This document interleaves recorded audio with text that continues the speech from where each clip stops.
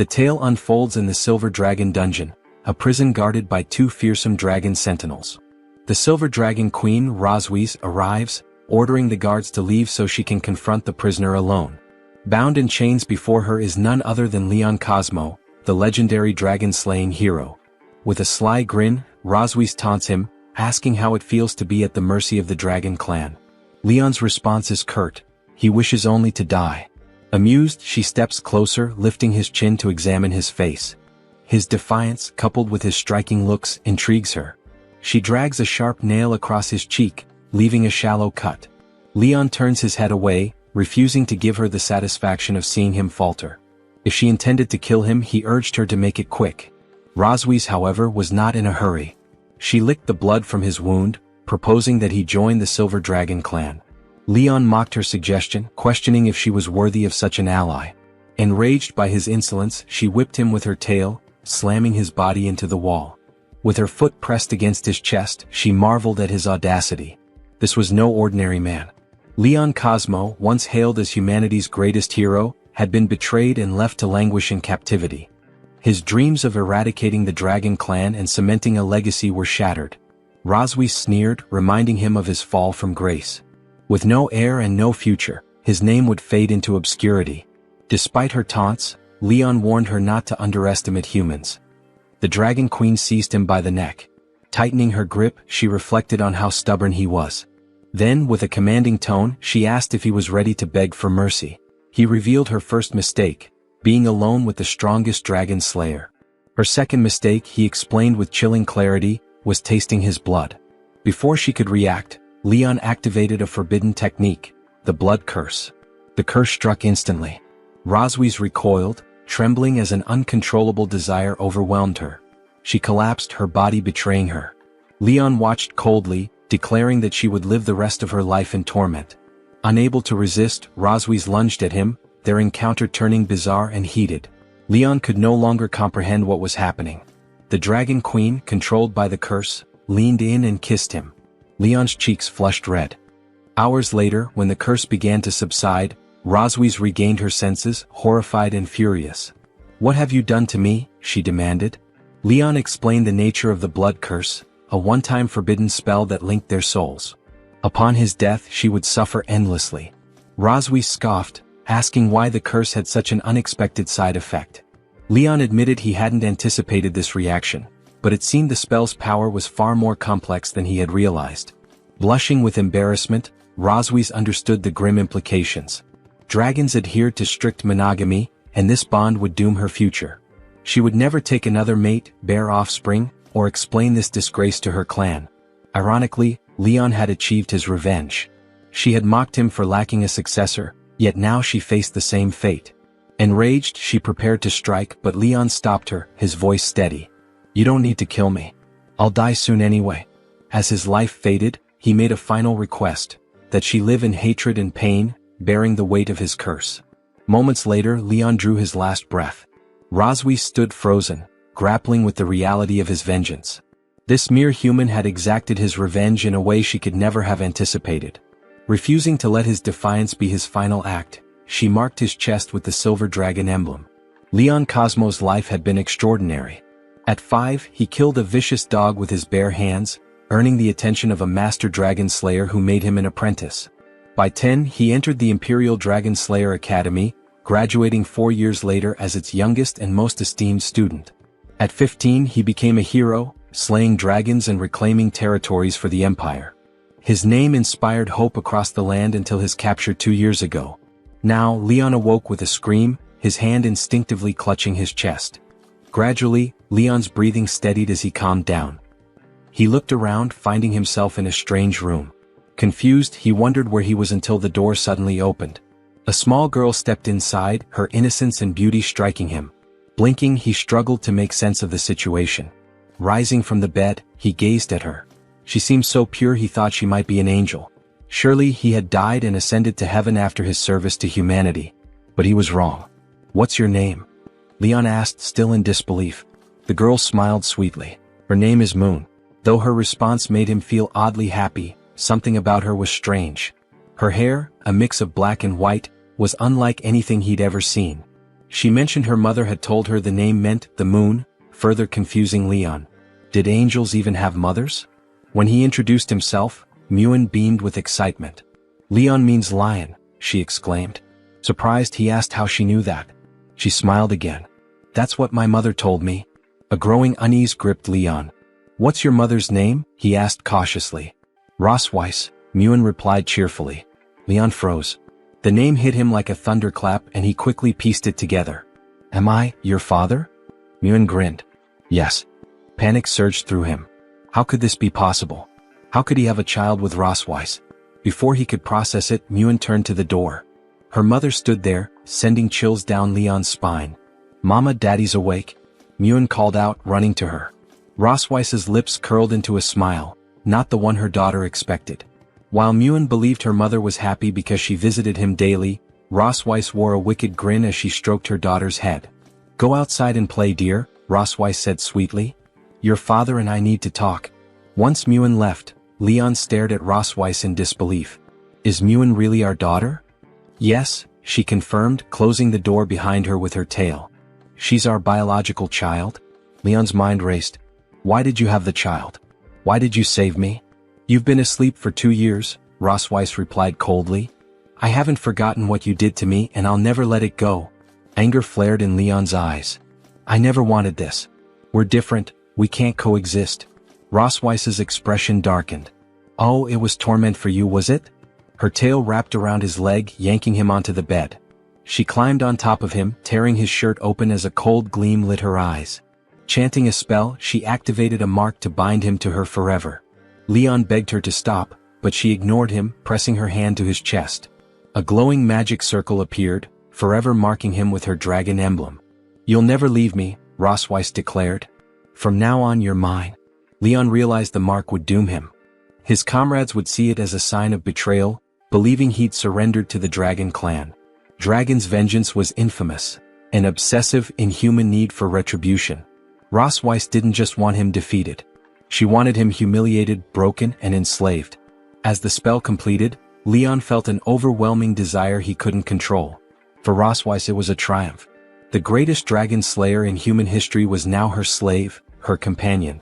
Word spread quickly through the Silver Dragon Castle. The queen's husband had awakened. Even the maids noticed her unusually good mood. Hiding in a corner, Leon overheard whispers of his supposed new status and was horrified. Rosweiss had publicly declared him her husband.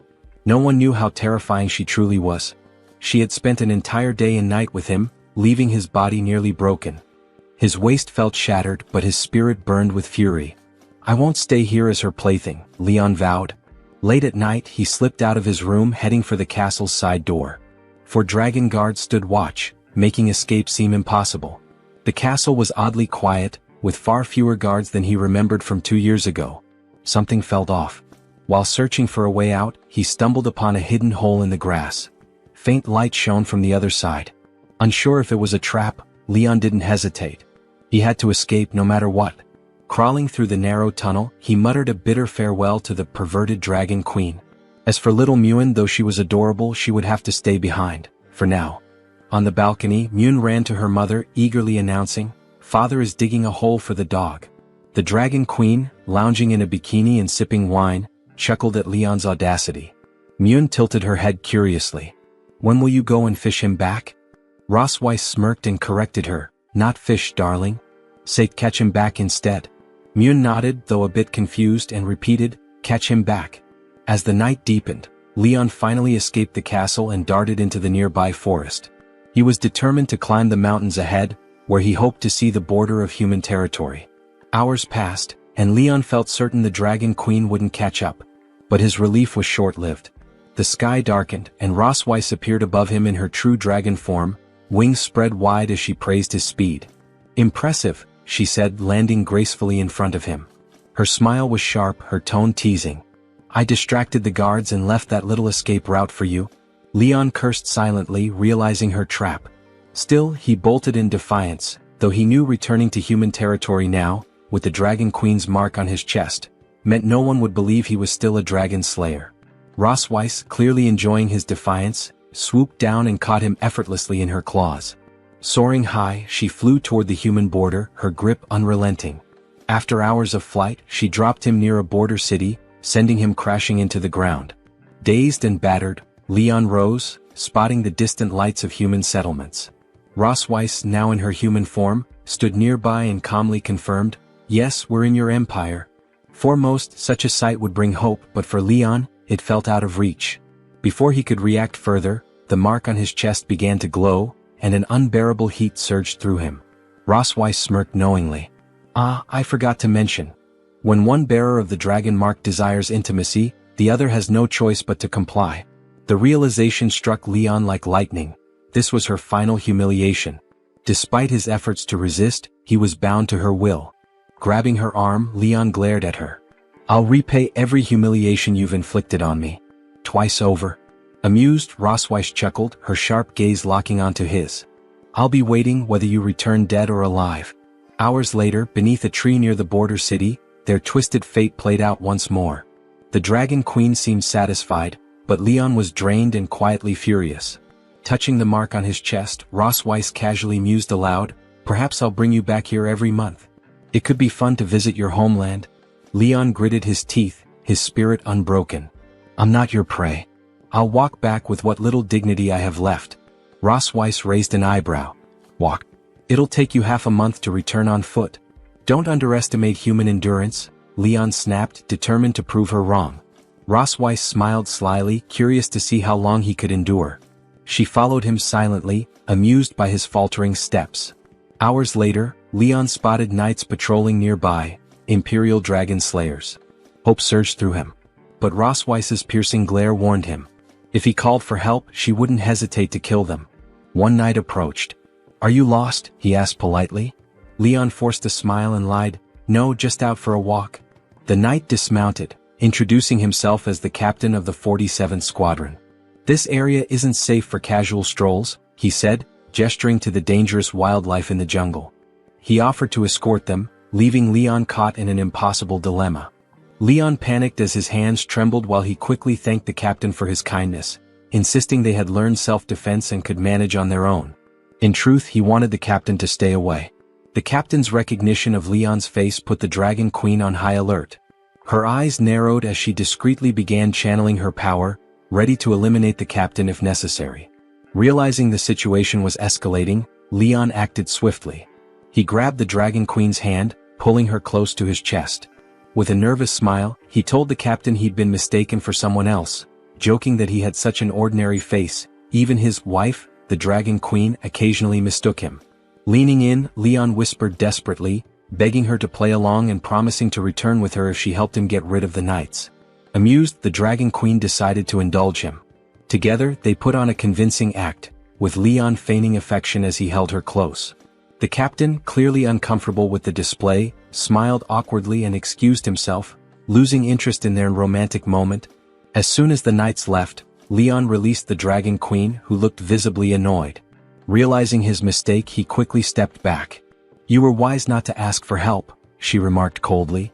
"But let's be clear, just because we have a child doesn't make me your wife." Leon, catching his breath, replied, "I never wanted to be your husband." Satisfied with his answer, she smirked and turned to leave, reminding him of the long journey ahead. But before they could continue, Leon felt a sharp pain in his hand before collapsing unconscious. The Dragon Queen sighed, amused by his fragility. Transforming into her dragon form, she gently picked him up with her mouth and tossed him onto her back. Taking his collapse as a silent plea for mercy, she spread her wings and flew toward the Silver Dragon Castle, pleased with the turn of events. The next morning at the castle, Leon woke to find little Mune sitting beside his bed. Confused, he wondered how he'd returned. Mune cheerfully explained that her mother had brought him back. Realizing he'd been captured like prey, Leon glanced at his hand, now neatly bandaged with a bow tied around it. Mune proudly declared she had done the bandaging herself, clearly seeking his praise. Leon smiled and gently stroked her head. "You're amazing, Mune," he said warmly before teasing, "but don't grow up to be like your mother." From the doorway, the Dragon Queen's voice cut in. "And what's wrong with being like me?" Leon froze, startled. Nervously, he tried to change the subject as Mune excitedly showed her mother the bandaged hand, explaining she'd followed her instructions perfectly. The Dragon Queen gave no praise. "That's what you're supposed to do," she said coolly. Myun nodded, accustomed to her mother's stern demeanor. Trying to shift the atmosphere, Leon patted Myun's head again. "Why don't you go hide in the garden? I'll count to 100 and come find you." Myun's eyes lit up as she ran off eagerly. Once she was gone, Leon turned to the Dragon Queen. "Why are you so hard on her?" he asked. Sitting on the bed, she explained that dragons raised their children strictly to create strong warriors. Leon countered that Myun wasn't fully a dragon and besides she was very cute. The Dragon Queen scoffed. "Myun is a dragon and cute is an insult to our kind." Leon thought she was cute too, but his comment only fueled her anger. She grabbed his shirt, reminding him, "You're just a slave for me to vent my frustrations on. Don't overstep your place." Recognizing her position, Leon backed down. Her mood lightened slightly, and she entrusted him with caring for Myun. Leaning close, she whispered, "She likes you." Overwhelmed, Leon wandered to the fountain, lamenting his new responsibility of caring for a child, especially as a dragon slayer. Spotting Myun hiding behind a pillar, he declared, "I found you." But she didn't move. Confused, he apologized for making her wait, only for her to suddenly take off running. Leon chased after her, calling out, "Why are you running?" Myun dashed around a corner, leaving Leon momentarily disoriented as he lost sight of her. Predicting a child's mood was no easy task for him. It was becoming clear why the Dragon Queen had entrusted him with caring for the little one. Just as worry began to creep in, Myun suddenly appeared behind him, wrapping her arms around him in a hug. Startled, Leon recalled seeing her run past him earlier. However, Myun confidently denied it, explaining with a smile that since her dad hadn't found her, she had decided to look for him instead. Though puzzled, Leon concluded he must have been mistaken. Taking his hand, Myun insisted he follow her, promising to show him something special. As they moved, another girl eerily similar to Myun emerged from behind and silently observed them. Later that day, once the fountains were turned on, Myun gleefully painted on a canvas, thoroughly enjoying herself. Leon sat nearby, watching her with a warm smile, a surge of tenderness washing over him. For the first time, having a daughter felt good, like a soothing balm for his weary soul. While Myun played, Leon clenched his fists, teeth gritted in determination. He resolved to find a way to escape the Dragon Queen's grasp. Before he could act, Myun ran over, excitedly presenting a drawing.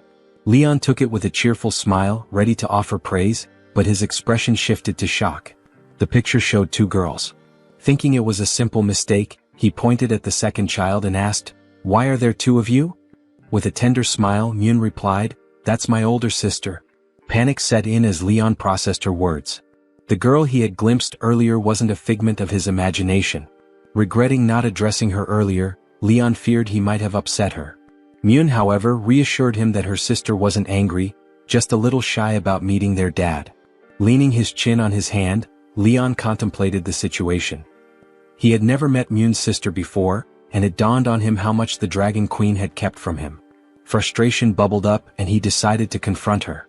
In the Silver Dragon Castle library, the Dragon Queen was perusing letters when a tiny messenger dragon arrived with a note. The sound of hurried footsteps caught her attention, and moments later, Leon burst in, his frustration evident. He demanded answers, explaining how he'd learned about the older daughter while playing with Myun. The Dragon Queen, amused by his outburst, calmly asked what had unsettled him.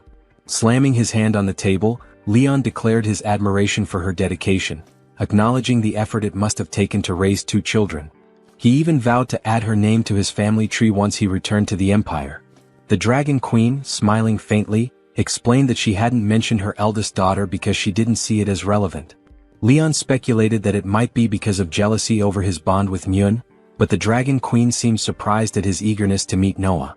Deciding to humor him, she agreed to arrange a meeting but warned him to tread carefully. As night fell, Leon made his way to the kitchen, determined to win over his eldest daughter. He set about preparing a hearty meat stew with cream, a dish from his adventuring days, known for its sweet, comforting flavor. Tasting the rich broth, he clenched his fist with determination, imagining Noah smiling and declaring how much he loved her dad's cooking. Through the kitchen window, two maids watched him curiously. They found his efforts endearing, especially since he had recently recovered from illness. To them, Leon epitomized a caring father and devoted husband. Soon, the Dragon Queen entered the kitchen with Myun and another girl in tow.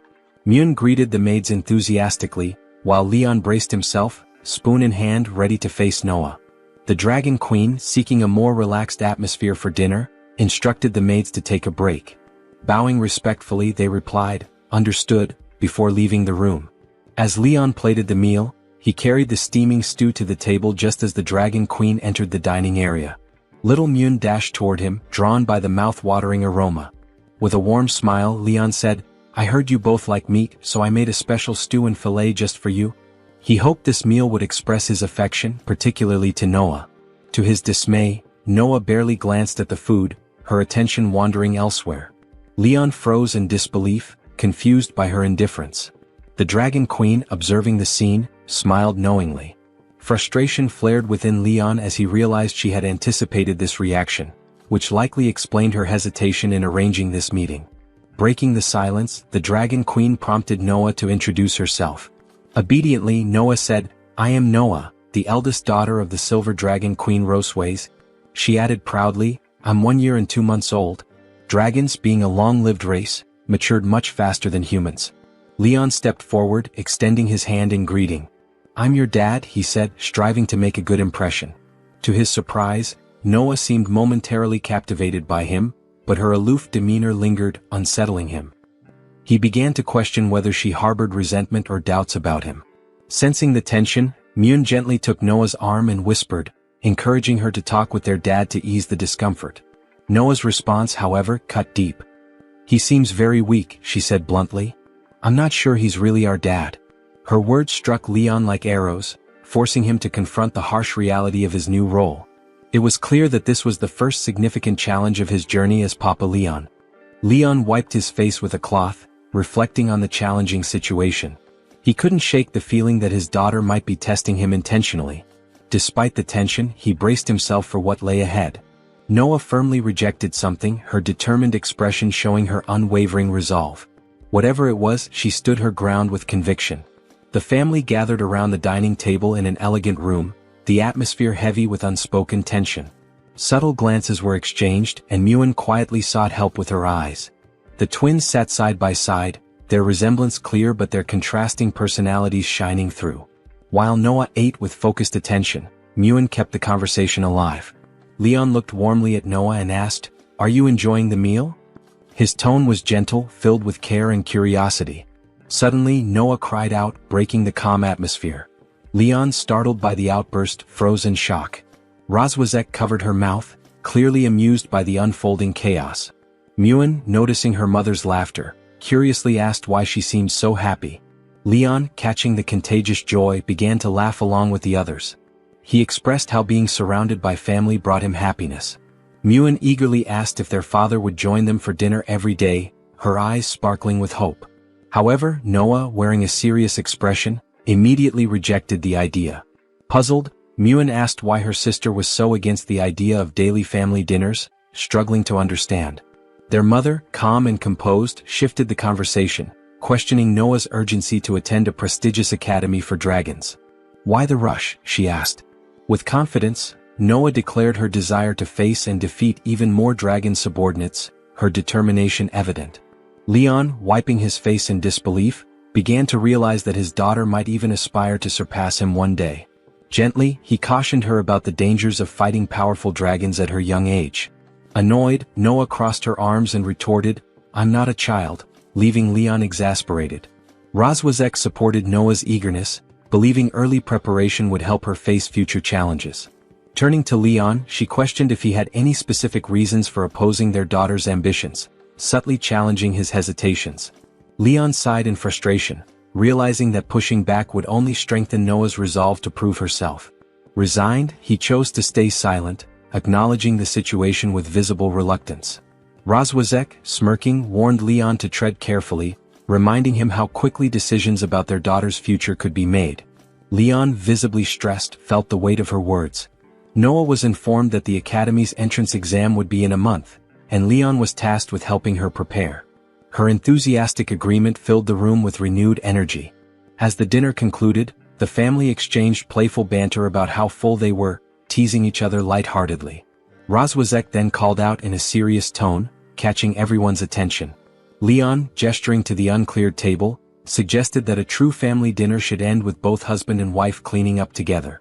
Rozwazek, unfazed, replied that such tasks were best left to others, subtly dismissing his suggestion. Leon countered, hinting that a harmonious family image required genuine effort, not mere appearances. Muin, eager to help, declared her intention to join in, her excitement infectious. Leaving the dragon mama with no choice but to agree. While Moon's excitement overwhelms the room as she declares that wants to help. Suddenly, she finds herself being pulled away, leaving her confused as she struggles to keep up with her parents. Meanwhile, Rozwazek confronted Leon, questioning when he planned to lend a hand. Leon, crossing his arms, reminded her of something he had told her 2 years ago.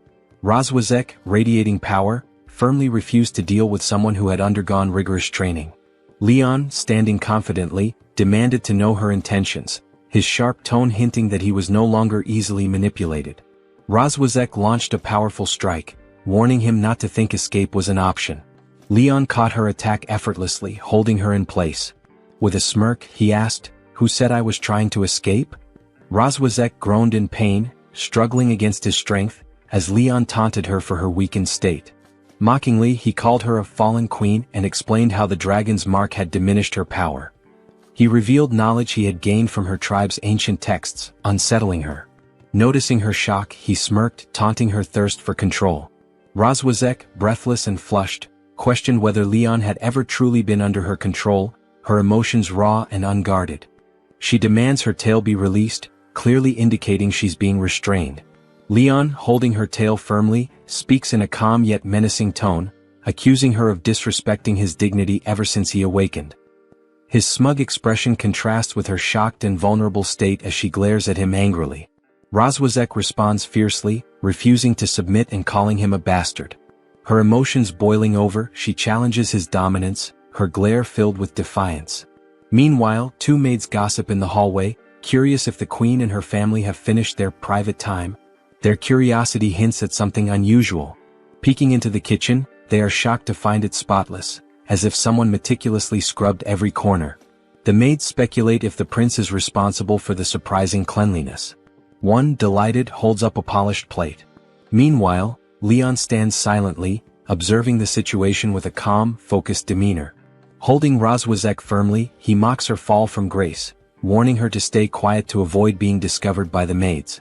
Rozwazek's eyes blaze with anger and determination as the door shuts firmly, reflecting her inner struggle against the humiliating circumstances. Leon smirks, tightening his grip, mockingly calling her his wife as he suggests they get started. His expression shifts to a cold, determined gaze, asserting his control over the moment. Rozwazek's eyes reveal exhaustion and helplessness as she barely responds, seemingly resigned to her fate. 3 days later, the scene shifts to a bright, majestic castle under a clear blue sky. Two sisters stand by their father's bedside, worried as he hasn't woken up in days. One wonders if he might be dead, but the other reassures her to wait. Suddenly, Leon reacts as Noah kicks him in the face. Groaning, he questions if any child would treat their parent this way. Leon regains awareness to find Muin by his side, eagerly reacting to his movement. Muin joyfully announces his return to consciousness, while Noah watches nearby.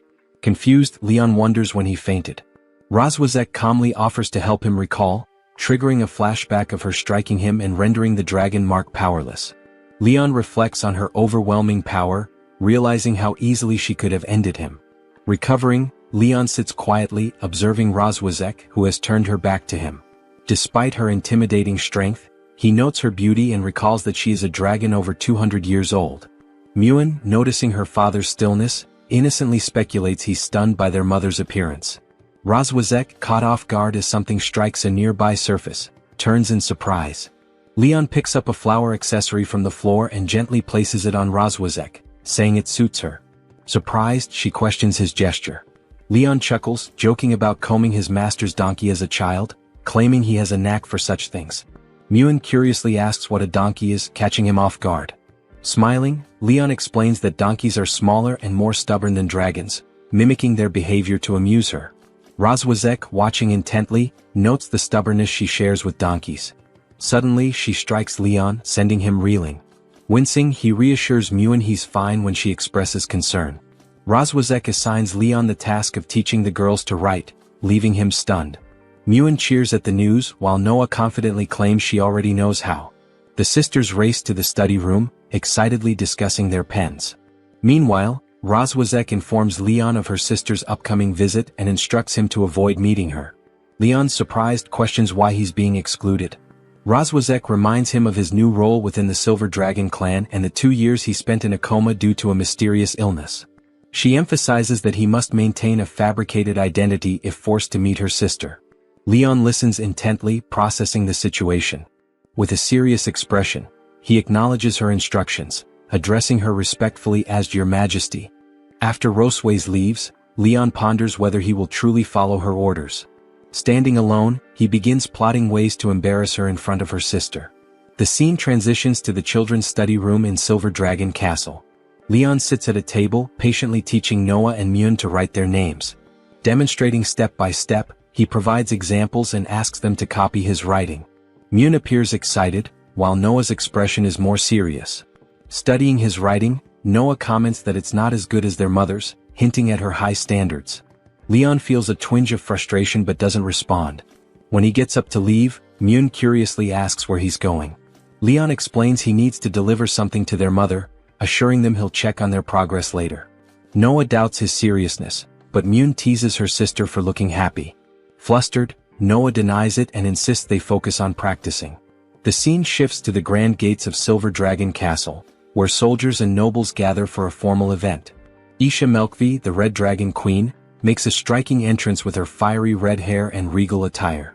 Rosways rushes to greet her sister warmly, their close bond evident in their reunion. Isha compliments Rosways on her vibrant appearance. Slightly flustered, Rosways modestly disagrees. Curious, Isha asks about Rosway's husband, having heard he's recently woken up.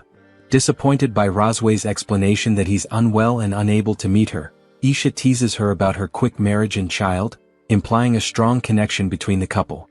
Defensive, Rosways denies any past or future attraction to Leon, dismissing the notion of a harmonious relationship. Isha smirks, amused by her sister's steadfast demeanor. Suggesting they chat in the garden, Rosways leads the way. Meanwhile, Leon observes the sisters from a distance using a telescope. Recognizing Isha, he watches intently, scheming ways to test the range of the dragon pattern's influence. In the garden, surrounded by blooming roses, the sisters discuss instability in the dragon clan, particularly the activity of the Red Flame Dragon King. Isha speculates that Constantine, long thought missing, may be leveraging the chaos to expand his territory. Rosways reacts with a sudden glow of energy, her body tense as she senses something unusual. Concerned, Isha asks what's wrong, but Rosways dismisses it with a smile, urging her to continue. Internally, however, Rosways curses Leon, muttering about the damn dragon slayer. Isha suggests strengthening border defenses and mentions sending Shin Long to maintain communication about new developments. She then remarks on how casually young dragons are using the dragon pattern, clearly amused. As Isha continues to speak, Roswais feels the dragon pattern growing stronger, wondering what might happen if this continues. Isha then turns her eyes to Roswais, asking what is going on and realizing she is blushing. Roswais answers that she forgot something important and will be back in a few moments. Curious, Isha asks if she needs help and angry, Roswais deny her a company. Isha, realizing what's happening, smiles while thinking about the couple's games. Back in the castle, Leon lounges in a chair, amused by his experiment with the dragon pattern. He wonders how long Rosways can endure its effects. Suddenly, the door bursts open and Rosways storms in, seething with anger. Grabbing Leon by the collar, she accuses him of activating the dragon pattern to humiliate her in front of her sister. Leon quickly adopts an innocent expression, looking at her with mock affection. "Is it wrong for me to want you?" he asks, his tone soft and pitiful. Rosways freezes, her face flushing a deep red at his unexpected words. Letting go of his collar, she covers her face with her hand to hide her embarrassment. Leon smirks inwardly, pleased that his act seems to have worked, even as he wonders if she now feels disgusted by him. Blushing deeply, Rosways turns away and accuses Leon of being shameless. She reminds him that he's merely a defeated prisoner and has no right to speak such nonsense. With a stern tone, she tells him to put away his dirty thoughts. Leon remains silent, offering only a calm smile, while Rosways, her face still flushed, glances back at him and thinks, "I came here to confront him, so why did his words catch me off guard?" Storming out with an angry blush, she warns him that he got lucky this time, but if he tries such antics again she won't let it slide. Leon, amused, watches her leave and inwardly chuckles, thinking how a single word managed to fluster her so much. Reflecting on the situation, he notes how powerful the dragon pattern truly is. Yet, as he dwells on her reactions, he feels his heart racing unexpectedly. Shaking his head, he mutters to himself, "Cosmode, wake up. Stop thinking nonsense. The kids are still waiting for me." But it's clear that the growing tension between him and Roseways is steering the story into new territory. Back in the study room, Noah practices her writing with serious focus, while Moon, slacking off, wonders aloud why their father hasn't returned yet. Later that evening at Silver Dragon Castle, Aisha bids farewell to Roseways, announcing that she's leaving. Roseways waves her off, urging her to travel safely. Aisha transforms into her red dragon form, playfully teasing her sister to let her meet Roseways' husband next time. Roseways agrees but quickly shifts the subject. As Aisha soars into the night sky with her knights, Roseways watches her departure with a pensive expression, thinking, "I expected trouble in this chapter, but this wasn't the chaos I had anticipated. What mischief lies ahead for this family?" Gritting her teeth with renewed determination, Roseways thinks, "Damn dragon slayer. He still hasn't learned his lesson." Somewhere else in the castle, Leon sneezes repeatedly, wondering if someone's talking about him. He returns to the study room reading a bedtime story to Noah and Myun. As the girls fall asleep, Leon quietly closes the book, tucks them in and whispers, "Don't catch a cold." He tiptoes out, carefully shutting the door. Suddenly, Roseways slams her hand against the door with a loud thud, startling him.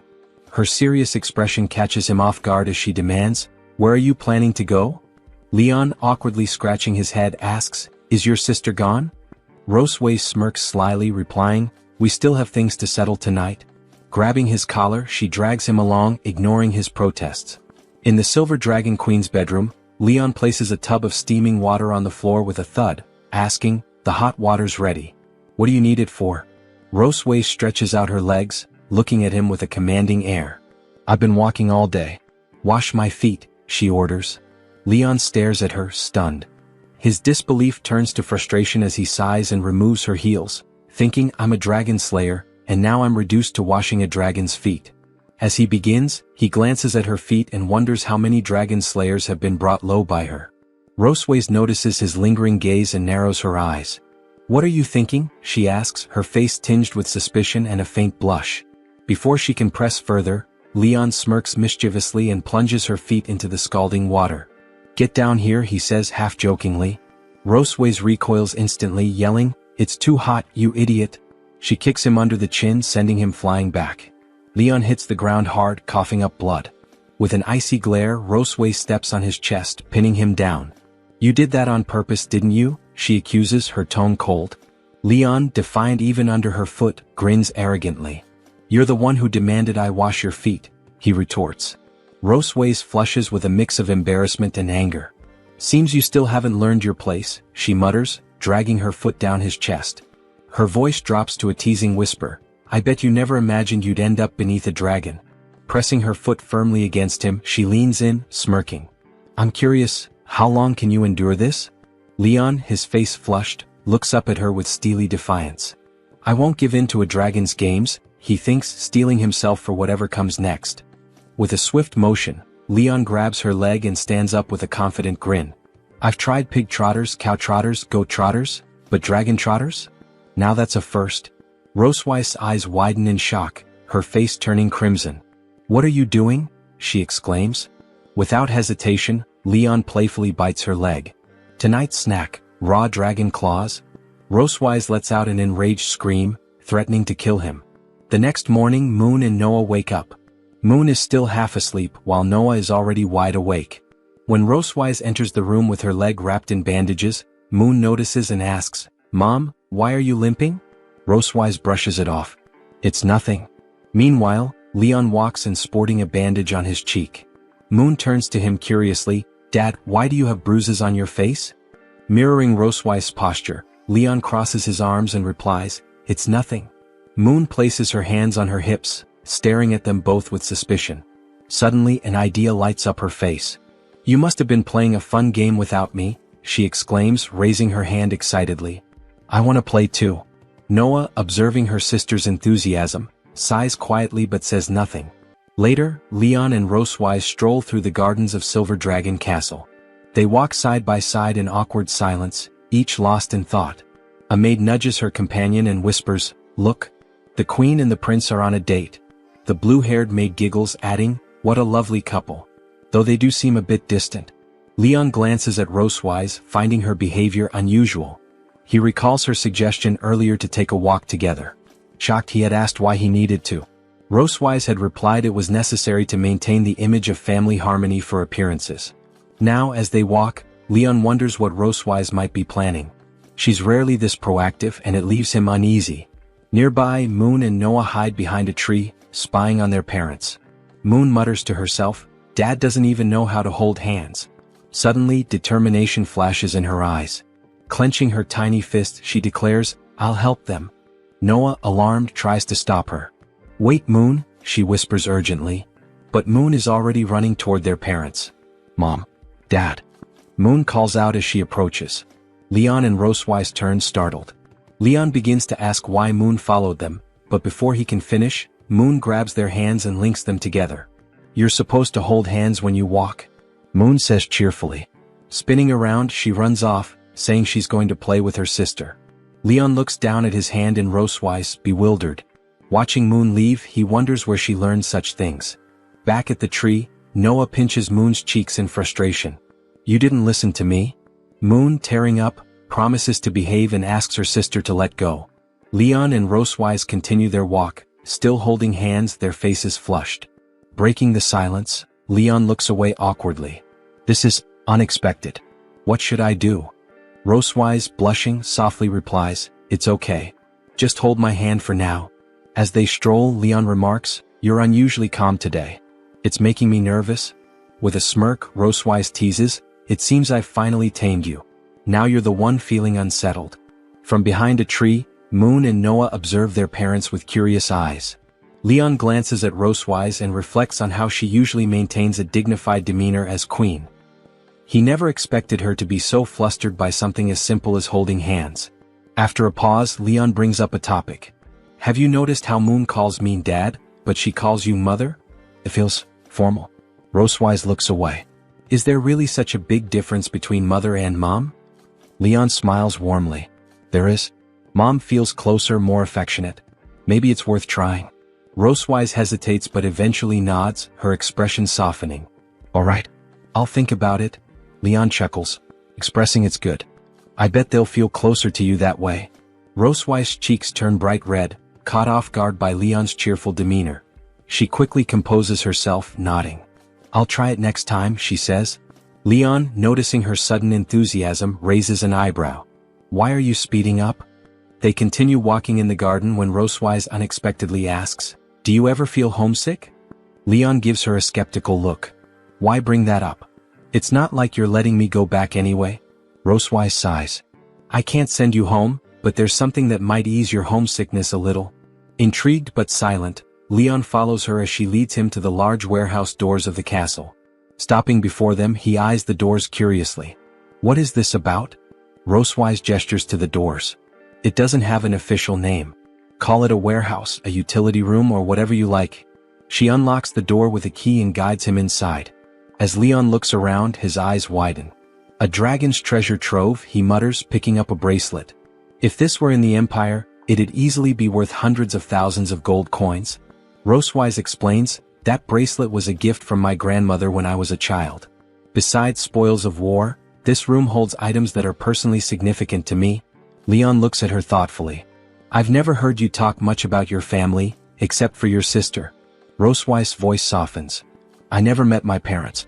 My sister and I were raised by our grandmother." Surprised, Leon shares, "That's similar to my story. I grew up in an orphanage, never knowing my parents until I was adopted by my master and his wife." He glances at her. "Why bring me here?" Rosewise walks over to a treasure chest and opens it. "I thought this might temporarily help you forget your troubles." Still confused, Leon waits as she lifts the lid. His eyes widen in shock. "The black gold armor?" Rosewise smirks. "Haven't you always wanted to reclaim it?" Leon stares at her in disbelief. "Am I dreaming? Are you really giving it back to me?" Her cunning smile deepens, her eyes glinting mischievously. Yes, she replies. As Leon reaches out to touch the chest plate, a blue light suddenly emanates from it. He freezes, stunned. It's enchanted, with a dragon mark. Internally he thinks, black gold armor, my loyal companion, how did you end up in her hands? Rosewise, still smirking, says slyly, you've finally fallen into my trap. Leon clenches his teeth, glaring at her furiously. It seems another fiery clash between Leon and Rosewise is about to unfold. Leon stood frozen, shocked and confused.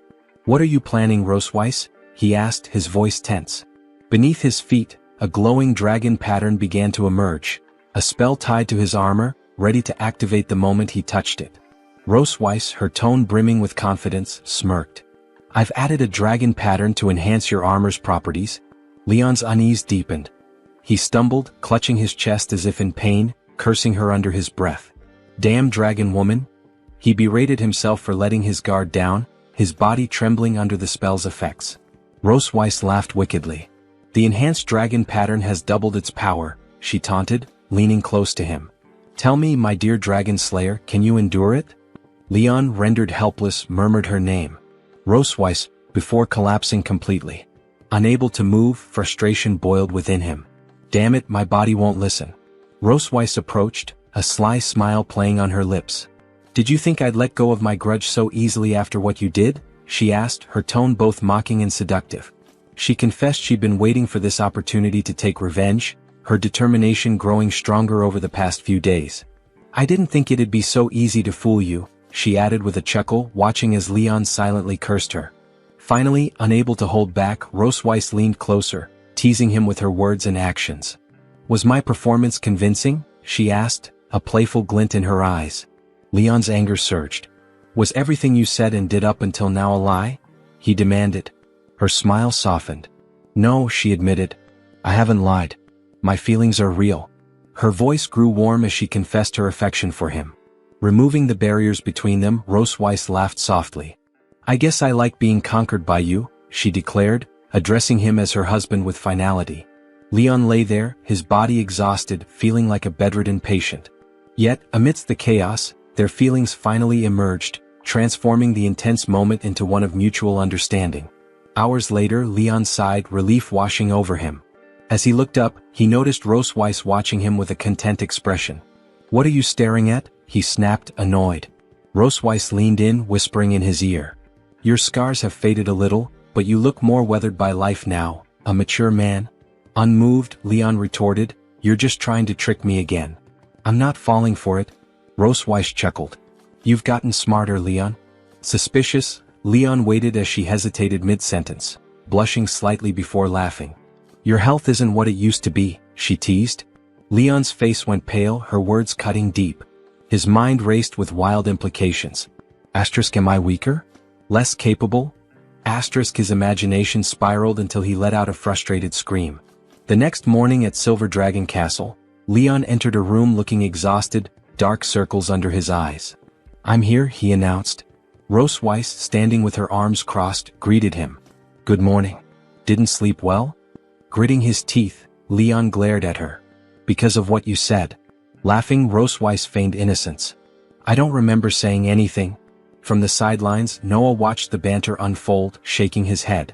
Here they go again. Changing the subject, Rosewise reminded Leon about the strict entrance exam for St. Heath Academy. You should start tutoring Noah on dragon knowledge today, she said, leaning in to whisper. For now, prove your value in other areas. Fueled by anger, Leon shot back. I just wasn't in top shape yesterday. Pointing at her, he declared, I'll make sure Noah passes the test. But I want something of equal value in return. Rosewise smirked. Agreed. But don't ask for too much. A promise is a promise, Leon replied firmly. With a laugh, Rosewise walked away. Then study hard, she called over her shoulder, leaving Leon brimming with determination. With a mocking tone, Rosewise called Leon dear and warned him not to overexert himself. Fueled by anger, Leon shouted after her, that dragon woman is done for. Rosewise waved dismissively as she walked away. Noah, observing the interaction, asked Leon why he always quarreled with her mom. Folding his arms, Leon denied it, claiming it was just their usual way of communicating. Then, surprised, he asked Noah what she had just called Rosewise. "Mom," Noah replied. Taken aback, Leon stepped closer and asked if she had been told to change what she called her. He then inquired whether she preferred the old name or the current one. Noah, looking away with a slight blush, admitted she liked the current one. Leon beamed at her, saying he had a feeling they'd come to love it. Surprised by her father's cheerful demeanor, Noah remained silent, simply observing him. As she turned to leave, she asked when they could start studying. Caught off guard, Leon called out to her, telling her to wait. In the heart of Silver Dragon Castle, the night stretched on in eerie silence. But in the children's study room, a lone light flickered. Leon sat hunched over his desk, his eyes locked on ancient Dragon Clan tomes, deeply engrossed in thought. The rest of the castle had long succumbed to sleep, including the children. Yet, amidst the quiet, Roseweiss entered the room. Spotting Leon still buried in his books, she raised an eyebrow. "You're still awake?" she asked, her voice a mix of surprise and pride.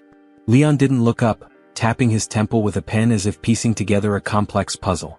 Noah's quick to grasp concepts, he muttered, half to himself and half to Roseweiss. Typical teaching methods won't cut it for her. I need to design an entire curriculum. Key concepts, test questions. Looks like I'm pulling an all-nighter. Rosweiss's lips curled into a proud smile as she glanced at their sleeping daughter. Lifting her chin with an almost regal air, she said, "Naturally. After all, Noah takes after me." Leon smirked, finally meeting her gaze. "Does she though?" he challenged, a glint of mischief in his eyes. Standing tall, Leon stretched dramatically, crossing his arms with exaggerated flair. "I was the top dragon-slaying genius every year, you know. Top of my class, undefeated in field training, awarded every scholarship. The school ran out of ways to praise me," he declared, tossing her a smirk as if daring her to top his claim. Leaning forward with playful taunt, he added, "So, Your Majesty, what were your accomplishments?" For once, Roseweiss faltered. Her dragon-slaying record and military prowess were unmatched, but academics? She hesitated, realizing she might have underestimated Leon's intellect. With a disdainful smirk, she countered, "So powerful, yet still my captive, aren't you?" Leon's face darkened. "Damn it, I only lost once," he retorted, his pride visibly stung. A dragon slayer of his caliber, defeated by none other than the Silver Dragon Queen herself. Now he was stuck, a tiger in the plains, constantly at her mercy. Slumping back in his chair, Leon muttered bitterly, "One mistake and now I'm trapped. A tiger bullied by a dragon." Roseweiss, smiling smugly, leaned closer. Her voice dripped with sarcasm as she asked, "Afraid of being ridden by a dragon, are you?" Her gaze shifted, landing on a pile of bright yellow peppers. Arching an eyebrow, she asked, "What are you doing with these?" Leon blinked as if noticing them for the first time. "Those? Brought them from the kitchen to help me stay awake." Rosweiss's expression shifted from confusion to concern. "Those are Dragon Clan yellow peppers. You're human, you can't." But it was too late. Leon had already popped one into his mouth, chewing confidently, for about 2 seconds. His face turned crimson, his eyes bulged and he gasped, "So spicy." He darted around the room, patting his face and frantically searching for water. Roseweiss, torn between concern and amusement, shook her head. Stepping forward, she caught his face in her cool hands. Their eyes met and both froze. Leon's cheeks blazed, though perhaps not entirely from the pepper. Roseweiss quickly looked away, clearing her throat. "My hands are cool," she said casually, though her voice betrayed her composure. "It might help." As her fingers rested on his flushed cheeks, Leon's panic melted into an unexpected calm. Her touch was soothing, calming the fiery sting of the pepper in a way that was gentle, not jarring. Leon closed his eyes, letting the coolness of her fingertips ease the burn, which slowly began to fade. Despite himself, he felt an unexpected sense of comfort in the simple gesture. "Thank you," he murmured, reluctantly pulling away, though the warmth on his cheeks lingered, now mixed with an undeniable blush. Ross dropped her hands and stepped back, her expression unreadable as she turned to leave. "Get some rest and don't eat the peppers again," she said, her sarcasm slipping in as she moved toward the door. Leon nodded, muttering a half-hearted, yeah, got it," though his gaze lingered on her retreating figure. When she was gone, he groaned, fanning his flushed face. The memory of her touch seemed almost hotter than the pepper itself. Yet, reality quickly intruded as he recalled her usual treatment. Crossing his arms, he muttered to himself, "Squeezes you dry and then blames your lack of endurance when you can barely stand." Scowling, he shook his head. "You can't go soft on her or you'll end up bedridden."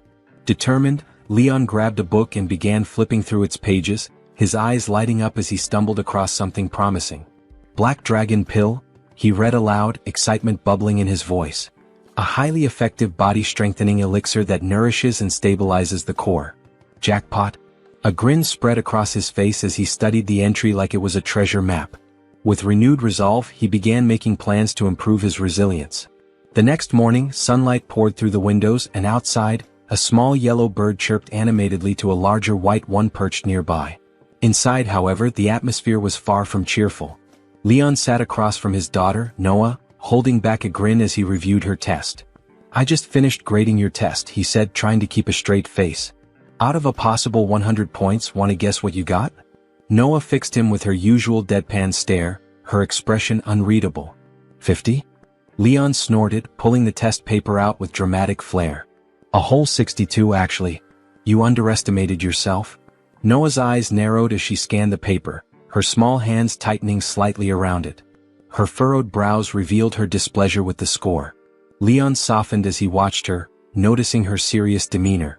She was mature beyond her years, reminding him more of Ross than her younger sister Moon, who was likely outside chasing butterflies or counting clouds. Reaching out, Leon ruffled Noah's hair gently. "For a first try, 62 is pretty impressive, kid." Noah glanced up at him, her cheeks faintly coloring at the rare compliment. "Thanks," she mumbled, a touch of pride creeping into her usually stoic tone. Just as Leon leaned in to encourage her further, a sudden coughing fit overtook him. Turning away, he rubbed his throat with a wince. "Sorry about that," he croaked, his voice rasping. His throat burned, a sharp reminder of the yellow dragon clan peppers he'd foolishly eaten the night before. "Why did I think wake-up peppers were a good idea?" he thought, grimacing. Noah's expression shifted as though something had clicked. She rummaged in her pocket and produced a small tin, holding it out to him. "Dragon throat lozenges," it read in elegant script. Leon blinked in surprise. "Is this for me?" Noah's face remained stoic, but a flicker of embarrassment crossed her eyes. "Mom said to give it to you," she said, her tone slightly cooler, as though distancing herself from the gesture. Leon grinned, popping a lozenge into his mouth. The soothing mint immediately eased the irritation in his throat. "Well, tell your mom thanks for me," he said, giving Noah a knowing look. Like mother, like daughter, he mused. Cold on the outside, but with small gestures of warmth when no one's watching. As the lozenge melted away, Leon felt his energy return. Turning back to Noah, he said, "Now, where were we?" Noah's gaze sharpened, her serious side returning. "You said we'd go over the questions I got wrong?" Leon chuckled, pride welling up as he saw her determination. "Right you are, Noah." In the kitchen of the Silver Dragon Castle, Leon engages in an enigmatic task. Maids, responding to his precise instructions, deliver the requested items with seamless efficiency. One addresses him as Lord Prince, informing him that all the herbs have been delivered. With a nod, Leon directs them to place everything in a specific spot on the table. They comply, arranging the ingredients as instructed before quietly leaving the room. Leon, with a subtle, knowing smile, reflects on his strategy of ordering extra herbs to keep his intentions concealed. He examines the herbs closely, identifying them as the components needed to prepare the Dragon Great Force, a seemingly straightforward concoction, yet one fraught with challenges. The ancient manual he references warns that even the most skilled Dragon Clan pharmacists achieve low success rates with this process. Undeterred, Leon begins his work. He recites the steps from memory, meticulously grinding and mixing the herbs before adding them to a pot in a precise sequence. Hours pass as he labors with unwavering focus, but frustration builds when his efforts end in failure once again. With a loud, anguished scream, Leon laments the ruined concoction, staring at the charred remnants. He mutters about the difficulty of achieving the final purification and separation step, despite following the manual's instructions perfectly. Leon reflects on the delicate balance required in the high-temperature separation method described in the book. A temperature too high destroys the drug, while one too low renders purification impossible.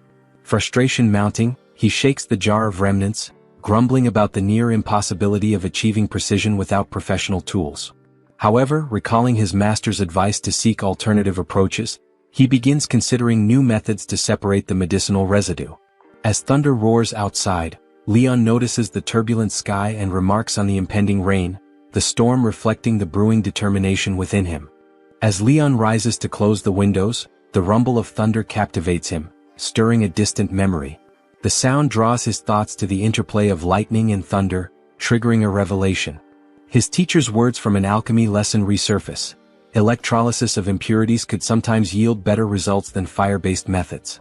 Inspired, Leon's eyes light up with newfound determination as he wonders if the thunder element could be harnessed for separation, a method absent from the ancient manual. Leon's mind races with possibilities. Lightning magic, his specialty, may hold the key to refining the dragon great force.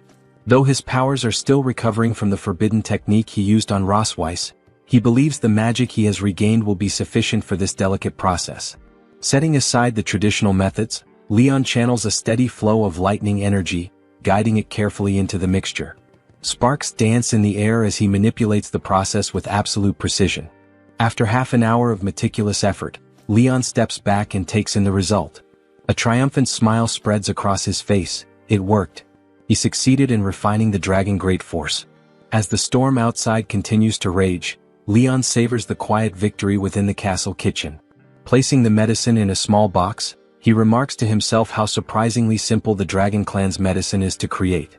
Just then Muon, his cheerful daughter, bursts into the kitchen, her curious eyes immediately spotting the small chocolate-like object in Leon's hand. Tilting her head, she asks with innocent curiosity, "Dad, what are you making?" Leon glances at her, momentarily startled. Casually he replies, "It's something good." But as her sweet voice fully registers, he pauses, staring at her in silent thought. Muon, undeterred by his vague answer, looks up at him expectantly, her enthusiasm unshaken. Realizing her presence, Leon snaps out of his reverie. "Muon," he exclaims, surprised. Quickly closing the box, he pats her head with a reassuring smile. "It's nothing really," he says. But Muon's curiosity doesn't waver. "Is it candy?" she asks, her eyes flicking to the box in his hand, her excitement growing. Leon chuckles softly, shaking his head at Muon's curiosity. Holding up the closed box, he explains with a warm smile, "It's not candy, it's medicine. Something I made for your mom." Muon's cheerful demeanor shifts to concern as her brows knit. "Medicine? Is Mom sick?" she asks, her voice laced with worry. Leon kneels to her level, gently patting her head. No, he reassures her, his tone soothing. "Your mom has just been very busy lately, so I thought I'd make something to help nourish her. Don't worry, okay?" While Muon seems reassured, Leon smirks inwardly at his own misdirection, thinking to himself, "Actually, this is for me. I'll need it to recover properly." Muon, still earnest, gazes at him and declares, "Dad, you have to take good care of Mom, okay?" Leon's smile softens as he responds warmly, "Of course. That's what a dad should do." Yet beneath his calm exterior, his thoughts take a mischievous turn. Concealing a darker expression, he muses, "Once I'm fully recovered, I'll definitely take very good care of her," letting out a quiet chuckle. Later that stormy night, with heavy rain and rolling thunder echoing outside, Leon sits in his bedroom, absently tossing the medicine box in his hand. Despite his success in refining the dragon great force, doubts linger in his mind. He wonders if the dragon clan's nutritional supplements might have unforeseen effects on humans. Catching the box midair, he frowns and mutters to himself that it's best to set it aside for now. Suddenly, Rosweiss appears, her expression one of surprise mixed with incredulity. She seems skeptical that Leon could produce medicine in such a basic environment. With her usual air of superiority, she extends her hand, demanding in a commanding tone, "What did you refine? Let me see it." Leon hesitates, gripping the box tightly. Meeting her gaze, he sighs, finally handing it over. "Even if I refused, you'd just resort to violence and take it anyway," he mutters, exasperation evident in his voice. Rosweiss takes the box and examines its contents closely. A faint smile graces her lips as she observes the dragon great force. "Impressive," she remarks. "You've managed to refine a perfect dragon great force under these conditions. Truly remarkable, Leon." "What's that saying? The man of letters and the man of arms?" Leon blinks in surprise, marveling internally at her reaction. She didn't mock me this time? With a sharp click, Rosweiss closes the box and hands it back to him. "You can keep this," she states firmly, "but you can't take it." Confused, Leon catches the box, his brows furrowing. "Why not?" he asks, his tone puzzled. Rosweiss locks eyes with Leon, her expression firm and unwavering. She explains that the medicine designed for the dragon race is far too potent for a human body to endure. Leon's frown deepens, his dark expression mirroring his rising skepticism. Is it really that powerful? He questions, his tone laced with doubt. But her serious demeanor doesn't falter. Yes, it is, she responds. As a human, you cannot withstand its effects. Her voice softens slightly, almost as if trying to dissuade him. Yet Leon's pride surges. With a defiant smirk, he pulls the dragon great force from the box. I've defeated countless dragon kings without the power of a dragon, he boasts arrogantly. Why would I fear a single pill? Alarm flashes in Ross Weiss's eyes as Leon swallows the pill without hesitation. Leon, she shouts, her voice filled with concern, but he only grins defiantly. Courage is the hymn of mankind, he declares boldly. The pill's effects strike instantly. A torrent of power floods Leon's body, overwhelming him. His heightened senses teeter on the brink of chaos as agony overtakes him. Collapsing to his knees, he clutches his chest, his face contorted in pain. You reckless fool! Ross Weiss yells, her anger mixing with worry. Do you know how rarely I use healing magic? Without hesitation, she rushes to his side, attempting to cast a spell to stabilize him. Let me try to break down the pill's effects, she urges urgently. But Leon, fueled by sheer determination, shakes his head. His darkened gaze meets hers as he grabs her hand, halting her mid-spell. Leon, don't move, she pleads, her voice rising in alarm, but her words are drowned out. A violent storm erupts from Leon's body, thunder booming and lightning crackling wildly. The raw energy engulfs him entirely, illuminating the room in bursts of searing light. Despite the agony ripping through him, Leon's voice cuts through the chaos, steady and resolute. Ross Weiss, he growls, his eyes burning with unyielding determination. Look carefully. His gaze locks with hers, his resolve unshaken. This is the courage and determination of mankind. Ross Weiss protests, but it's too late. Leon endures the excruciating effects of the dragon great force alone. Lightning dances around his body, the storm intensifying as thunder roars. His screams echo through the small space, a testament to the unbearable pain. Pushed away earlier, Ross Weiss can do nothing but watch, horror and awe warring in her mind. As she stares, realization dawns. Leon isn't just enduring, he's using his lightning magic on himself.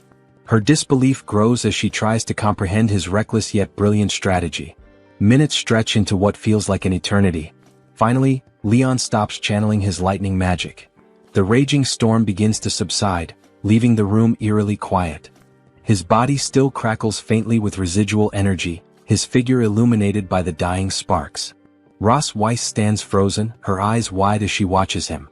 Leon has survived, his indomitable spirit etched in every labored breath. Leon's body gives in to the overwhelming strain, and he collapses to the ground. Leon? Ross Weiss cries out, rushing to catch him before he falls. Her voice is laced with genuine concern as she gently eases him into a lying position. With a careful hand, she brushes stray strands of hair from his face, her expression a mix of exasperation and worry. Gazing down at his unconscious form, she mutters softly, "You really are a madman." Despite her irritated words, a subtle tenderness underlies her tone.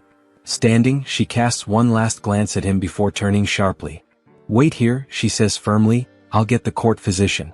But before she can take another step, a faint, hoarse voice stops her in her tracks.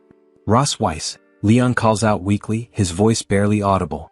She spins around, shock etched across her face. His eyes flutter open, flushed red and glassy, a dazed and unusual expression overtaking his features. Before she can ask how he's feeling, Leon's hand reaches out toward her. Startled, Ross Weiss instinctively freezes. Suddenly, his hand grabs her tail. "What?" she gasps, her eyes wide with disbelief. She's caught completely off guard as Leon, smiling with an almost goofy, childlike grin, holds her tail tightly. "How on earth are you even awake?" she demands, her voice a mixture of confusion and embarrassment. Leon, ignoring her protests, clumsily sits up, his movements unsteady but determined. A deep blush spreads across his face as he presses his cheek against her tail, a soft giggle escaping his lips. "My wife," he murmurs affectionately, his voice hazy with delirium. "Where are you going?" Ross Weiss' face flushes crimson. "Who do you think you're calling your wife?" she stammers, struggling to maintain her composure. She tugs at her tail in an attempt to free herself. "Let go of my tail, you idiot," she demands, her voice trembling with frustration. But Leon tightens his grip, refusing to let go. His smile widens as he rubs his cheek against her tail again, sighing contentedly. I don't want to, he says softly. I won't let go. I won't let my wife go. Despite her growing irritation, Ross Weiss realizes she can't overpower him in his current state. Leon clings to her tail with childlike delight, humming a whimsical wife tune as he continues to nuzzle her tail. Exasperation floods Ross Weiss' face as she lets out a long sigh, finally ceasing her futile attempts to break free. Her patience thins and she silently admits defeat. Turning her gaze away, she begins analyzing the situation to regain her composure. The dragon great force enhances physical strength and endurance, she thinks, trying to rationalize his bizarre behavior. Meanwhile, Leon continues his antics, utterly oblivious to the chaos he's causing, his grin as wide as ever. The effects of the medicine puzzle Ross Weiss. It shouldn't cause unconsciousness or such bizarre behavior, she thinks, her mind drifting to Leon's earlier use of lightning magic. Could his manipulation of the lightning element have interfered with or amplified the medicine's effects? These thoughts race through her mind until her gaze returns to Leon, who is still humming cheerfully with his face pressed against her tail. Her cheeks flush as she takes in the absurd sight. Idiot, she mutters under her breath, tinged with embarrassment. Despite his strange antics, Ross Weiss reassures herself that he's not in any immediate danger. Leon, oblivious to her flustered state, continues his marrying wife tune. She exhales deeply, realizing there's no reasoning with him in this state. Resigning herself, she looks down at him and says, "All right, I'm here. What's wrong? Just tell me already." Leon pauses, his humming stopping abruptly, and looks up at her with a flushed face and childlike excitement in his eyes. Boldly he calls her wife again, his expression mischievous. Then, without hesitation, he declares with a grin, "I want a second child." Ross Weiss freezes, her face flushing a deep red. His sudden declaration leaves her speechless for a moment, a chill running down her spine as she struggles to maintain her composure. Her glare intensifies as her blush deepens. "You haven't even properly taken care of the 2 children from my first pregnancy," she snaps, crossing her arms. "And now you're already asking for another one?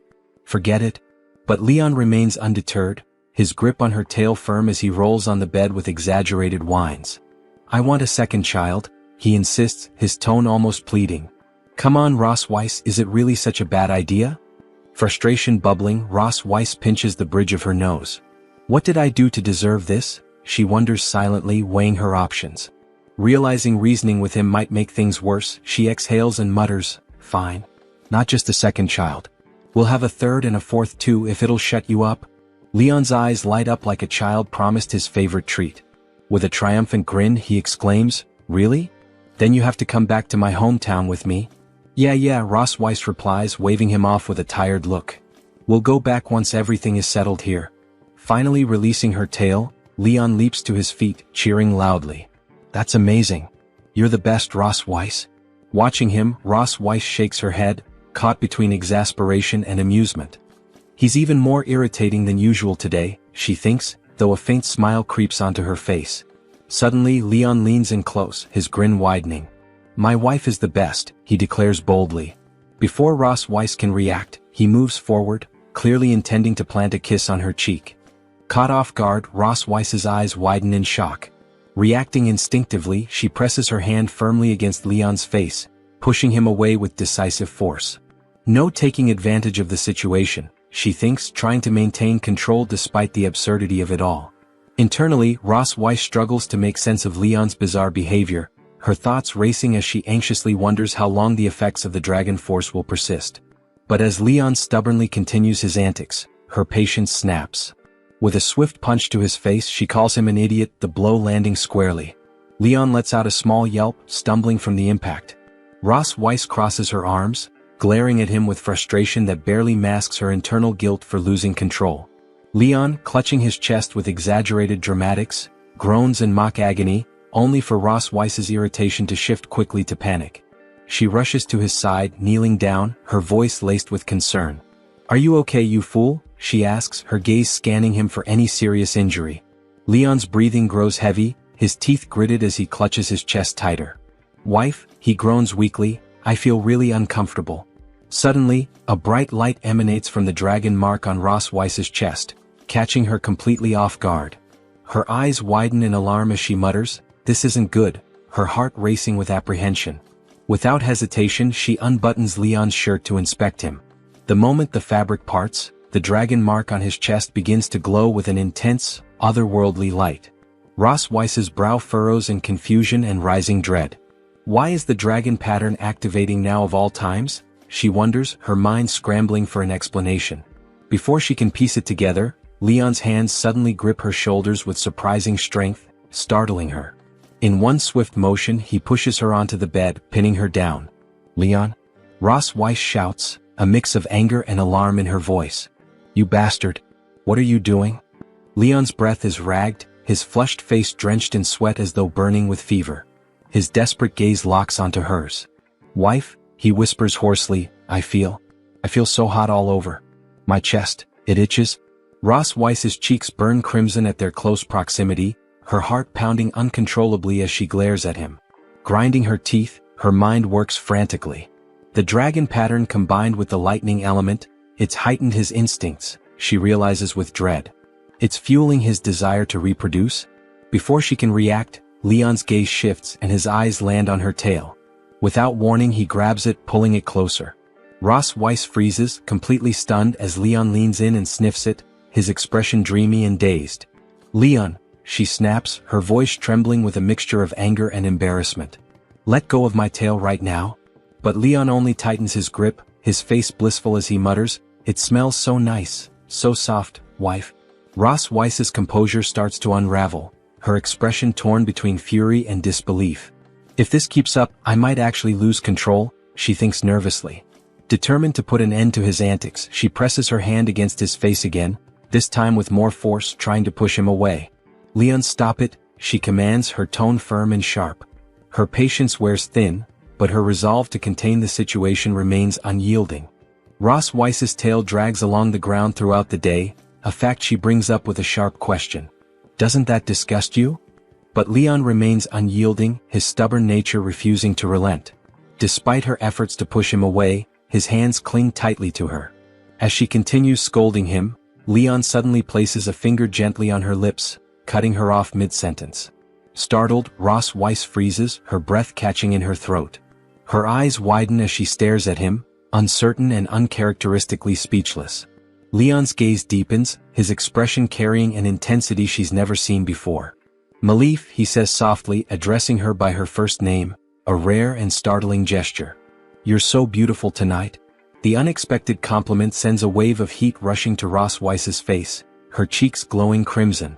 She turns her head away to escape his piercing gaze, her voice faltering as she stammers, "Even if you say that, I'm still mad at you." Her mind races. What's going on? She wonders, her heart pounding wildly. This man, his demeanor is completely different. There's something wild and intense about him tonight, something I can't seem to reject. Despite her internal protests, Ross Weiss feels her resolve beginning to falter. She sneaks a quick glance at him and finds his fiery gaze still locked onto her. A faint, unbidden sense of anticipation flickers within her.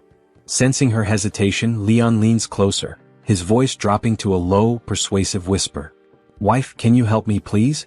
Ross Weiss bites her lip, torn between frustration and the turmoil of her emotions. Finally, with her face still flushed, she mutters, "Fine, but just tonight."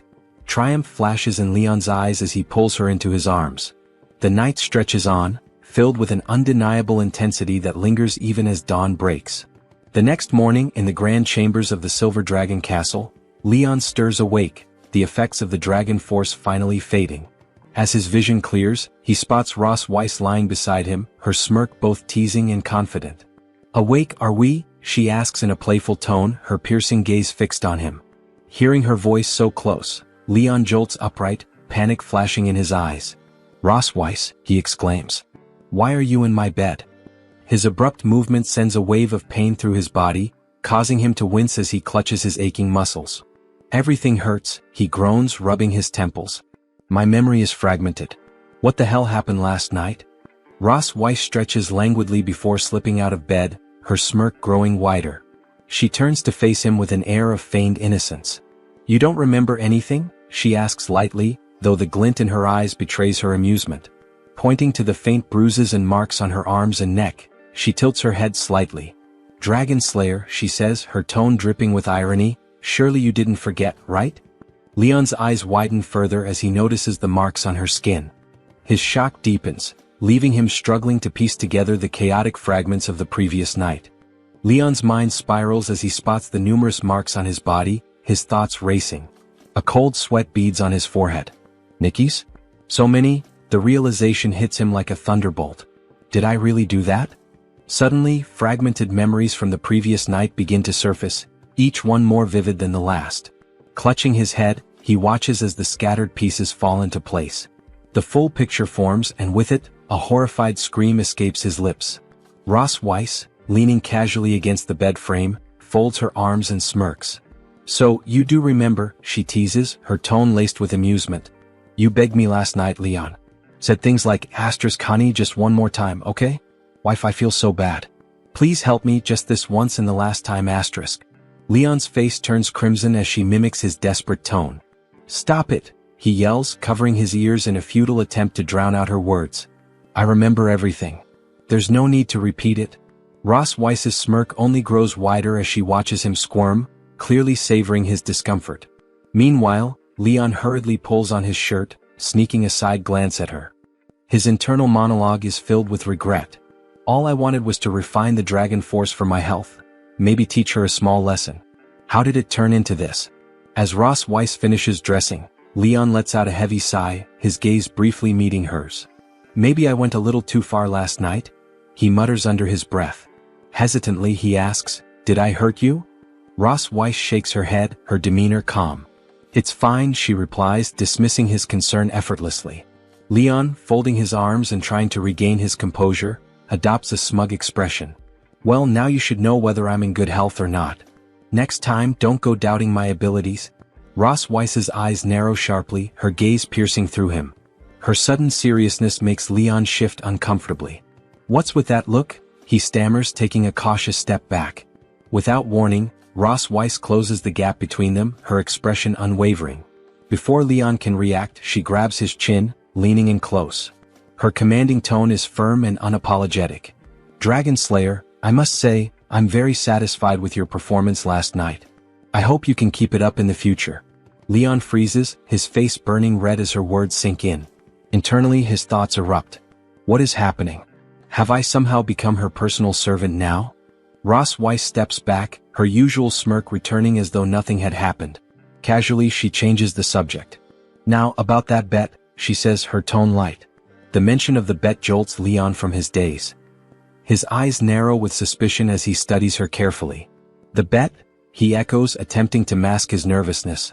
A faint blush colors Ross Weiss's cheeks as she glances away, the brief display of vulnerability catching Leon slightly off guard. Ross Weiss reminded Leon of the moment he had insisted that the children call her Mom, claiming it would deepen their affection for her. She acknowledged, with a soft chuckle, that he had won that argument. Leon raised an eyebrow, a flicker of pride lighting up his face, though he remained silent. Her tone softened as she addressed him. So, have you thought about the request you'd like to make? She asked, curious. Leon hesitated, scratching the back of his head, before responding with an unusual sincerity. Actually, I have. I'd like you to send someone to the Empire to check on my master and his wife. I need to know if they're doing okay. Ross Weiss's playful demeanor faded as she considered his request thoughtfully. Silver dragons aren't exactly known for stealth, but visiting someone isn't an issue, she replied calmly. Leon's face lit up with joy. You're really okay with it? He asked, his enthusiasm momentarily breaking through his composure. Catching himself, he straightened up, cleared his throat, and shifted to a formal tone. Thank you for your help, he added sincerely. Later, in the Silver Dragon Castle's garden, Leon sat on a bench, his pale and weary face betraying his fatigue. Little Muin approached him, her wide, curious eyes fixed on him. Dad, are you sick? She asked innocently, her voice filled with concern. Leon jolted at her question, his nervousness making him wave his hands in denial. What? No, of course not. Why would you say that? He blurted out. Muin giggled, her sweet laughter carrying through the garden. Mom told me, she said confidently. She said you took medicine yesterday. And she said men can never admit when they're sick. Hearing her words, Leon's face darkened. Gritting his teeth, he fumed internally.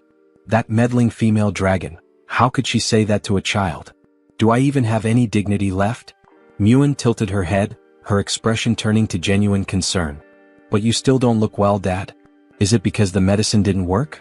Or maybe you didn't take enough of it? Leon let out a sigh, crouching down to meet her gaze.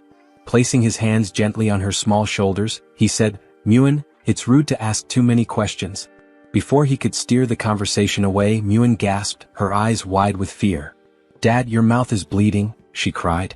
Clinging to him tightly, tears welled up in her eyes as she pleaded, Dad, I can't live without you. Please don't die. Leon's heart softened at her words.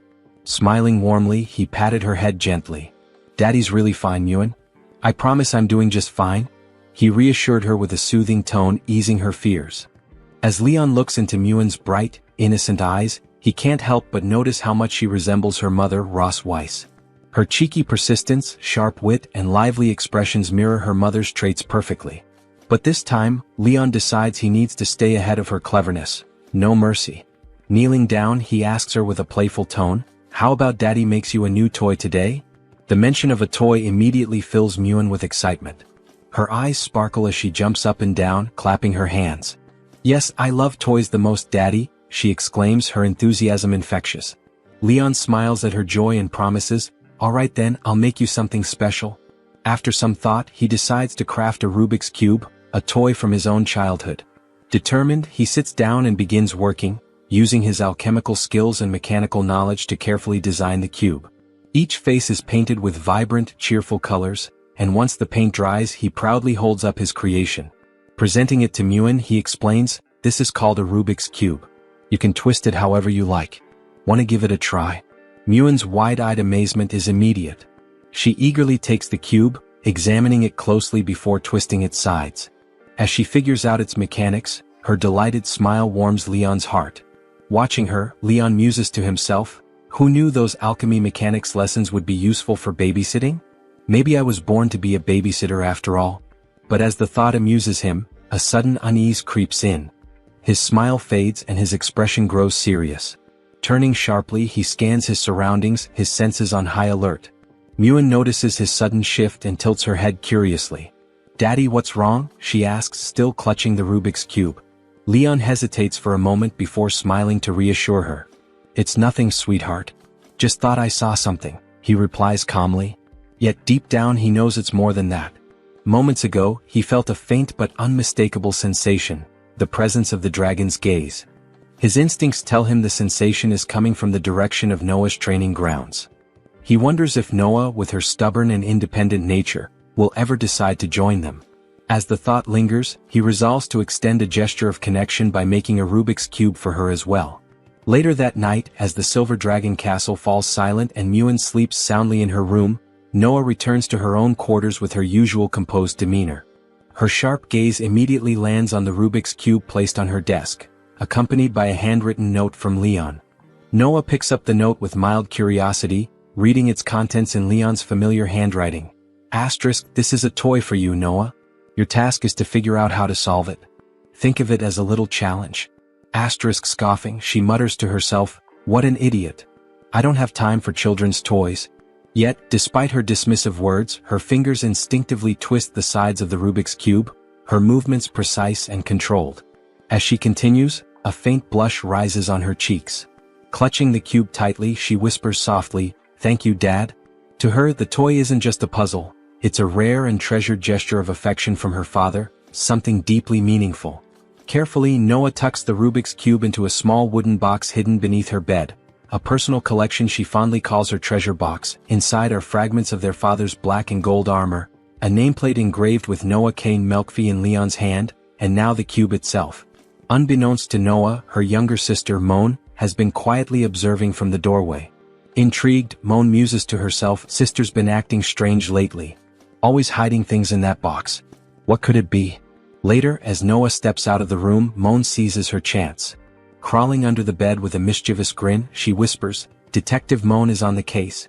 With great excitement, she retrieves the wooden box and opens it. Her eyes widen in surprise as she examines its contents. The armor fragments, the Rubik's Cube, the engraved nameplate. They're all connected to Dad, she says aloud, her face lighting up in understanding. So that's why she's been so secretive. Without a word, she ties Moan up, silences her with a cloth and reclaims her treasure box. Leaning down to the struggling Moan, Noah smirks and says, "No peeking. Got it?" Meanwhile, far from this sibling clash at St. Heath Academy, an elite institution of the Dragon Clan, the standards for student admission remain uncompromising.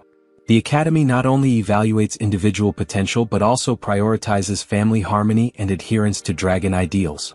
Believing that only a loving and harmonious family can raise a dragon to embody proper virtues, St. Heath only admits students from such backgrounds. To maintain the perfect image of a united dragon family, the Silver Dragon Queen Rosweiss devises a plan, a family outing to Sky City, complete with a picture-perfect family photo. Sky City, the vibrant heart of the dragon realm, buzzes with life as parent dragons playfully interact with their young. Against the lively backdrop, Rosweiss arrives in her majestic dragon form. Her family follows, captivated by her regal presence. Descending gracefully, Rosweiss lands and her youngest daughter, Muin, full of playful energy, gleefully slides down her mother's back. Below, Leon stands ready, his arms outstretched. "Slow down, Muin. I'll catch you," he calls out. With perfect timing, he catches her mid-slide, holding her securely. "Gotcha," he says warmly, lifting her effortlessly into the air. Nearby, Noah watches the scene in silence, her arms crossed and her expression calm, observing the familial exchange with her characteristic composure. Rosweiss, now back on the ground, transforms smoothly into her human form, her movements poised and dignified. Curious as ever, Muin looks up at her father. "Daddy, why didn't you turn into a dragon just now? I really want to see you as a dragon." The unexpected question catches Leon off guard. His confident smile falters as he laughs nervously, scratching the back of his head. Panic rises within him. "Dear daughter, Daddy's great at slaying dragons but turning into one? You'd better forget about it," he thinks to himself. Before he can offer a response, Noah's sharp gaze fixes on him. Her voice cold and cutting, she asks, "So, is it that you can't transform? Or you won't?" Her words hit their mark, leaving Leon visibly uneasy. He looks between Noah and Rosweiss, searching for support but finds none. Sensing the tension, Rosweiss intervenes with a reassuring smile. "Your father's body hasn't fully recovered yet, so he can't transform into a dragon for the time being," she explains calmly. She then promises the children that once Leon is better, he'll show them his transformation. Muin's expression turns serious as she looks up at Leon with concern. "Daddy, you have to get better soon," she says earnestly. Leon pats her head, smiling warmly. "I'll do my best, Muin," he replies, though inwardly, his thoughts are far less optimistic. Rosweiss redirects the moment. "All right everyone, let's head into town. We have things to do today." Bursting with excitement, Muin dashes ahead, her eyes wide with wonder. "Noah, look. There are so many dragons here," she exclaims joyfully. Noah, maintaining her steady composure, follows behind at a measured pace. "Slow down, Muin. Don't run off too fast," she cautions. As the two sisters move through the bustling streets, their presence draws the attention of the dragon citizens. Many pause, their gazes filled with curiosity and admiration as they take in the siblings, marveling at their striking presence amid the lively crowd. Rosweiss and Leon walk behind their daughters as the lively streets of Sky City hum with activity. Leon's expression darkens and his body trembles faintly. Though silent, his unease does not escape Rosweiss's sharp perception. She notices his trembling and thinks, is he shaking? She quickly pieces it together. It must be his first time seeing so many dragons since awakening from his coma. Leaning in with a teasing smirk, she whispers, "Are you scared, Leon?" At first, Leon remains silent, his face still clouded, but suddenly his demeanor shifts. His eyes flash with arrogance and he retorts, "Who's scared? You must be joking." Puffing out his chest dramatically, he points at the dragon citizens around them. "I'm excited, Rosweiss. Can't you tell?" he declares with exaggerated confidence. "Do you know what I see? First-class merits, second-class merits, third-class merits, merits everywhere. The streets are practically paved with gold. I'm going to get rich." Completely unfazed by their reactions, he whistles casually and strides forward with a self-satisfied grin. Rosweiss pinches the bridge of her nose, exhaling in exasperation. I worried about him for no reason. Again, she thinks. Later, the family arrives at a specific shop in the bustling town. As the door creaks open, the dragon shopkeepers immediately bow deeply, their voices filled with reverence. "Your Majesty, the Silver Dragon Queen and her family, it is our great honor to serve you." Rosweiss enters with her usual grace, followed by Leon and the children. Inside, Muen dashes around excitedly, her curiosity boundless. She grabs Noah's hand and tugs her toward the walls, pointing eagerly. "Noah, look. So many dragon pictures," she exclaims, her eyes sparkling with wonder. Noah, ever stoic, remains silent, her expression unchanged despite her sister's enthusiasm. Meanwhile, Leon sidles up to Rosweiss, his curiosity piqued. In a low voice he asks, "Aren't you the Silver Dragon Queen? Why are you coming here to take photos yourself? Shouldn't someone else handle this?" Rosweiss glances at him sideways, clearly unimpressed. "The Dragon King of a tribe can only command members of their own tribe," she explains calmly. "The dragons of Sky City, however, do not belong to any specific tribe. They're independent." Leon smirks, clearly enjoying himself. "So basically your queenly status doesn't hold much weight here, huh?" he quips, a glint of mischief in his eyes. Before he can revel in his teasing for long, Rosweiss stomps on his foot with her sharp high heels. A sharp jolt of pain shoots through Leon as he winces, but Rosweiss remains composed, brushing off his antics as if nothing had happened. Leon yelps in pain, hopping on one foot as he clutches his throbbing toes. Rosweiss, donning a sweet yet dangerously mischievous smile, quips, "Well, in any case, I'm taller than you now." Her remark elicits a nervous chuckle from the head shopkeeper, who steps forward and bows deeply. "It's truly an honor to have the Silver Dragon Queen and her family here," the shopkeeper says with reverence. "To take a family photo for Her Majesty is a privilege beyond compare." Rosweiss straightens her posture, flipping her hair with a confident flourish. "Everyone says my photography skills are top-notch among the dragon tribe," she boasts. "It's your great fortune that we managed to schedule this appointment." As they converse, the head shopkeeper glances cautiously toward Leon and asks, "What about Her Majesty's husband's tail? Should it be included in the photo?" Rosweiss waves the question aside with a nonchalant gesture. "He's not fond of showing his tail," she explains with a shrug. "Let's pick a tailless suit for him instead." Her words spark a vivid memory, and a sly smile tugs at her lips as she recalls the earlier incident at the Silver Dragon Castle. Before departing for Sky City, Rosweiss had presented Leon with a custom-made silver dragon tail decoration, urging him to wear it. Leon's reaction had been immediate and dramatic. "Absolutely not," he had exclaimed, retreating several steps as if the tail ornament were cursed. "I'll never wear that thing. Even if I die, it's about my dignity." Back in the shop, Rosweiss shakes her head at the memory, clearly amused by Leon's stubbornness.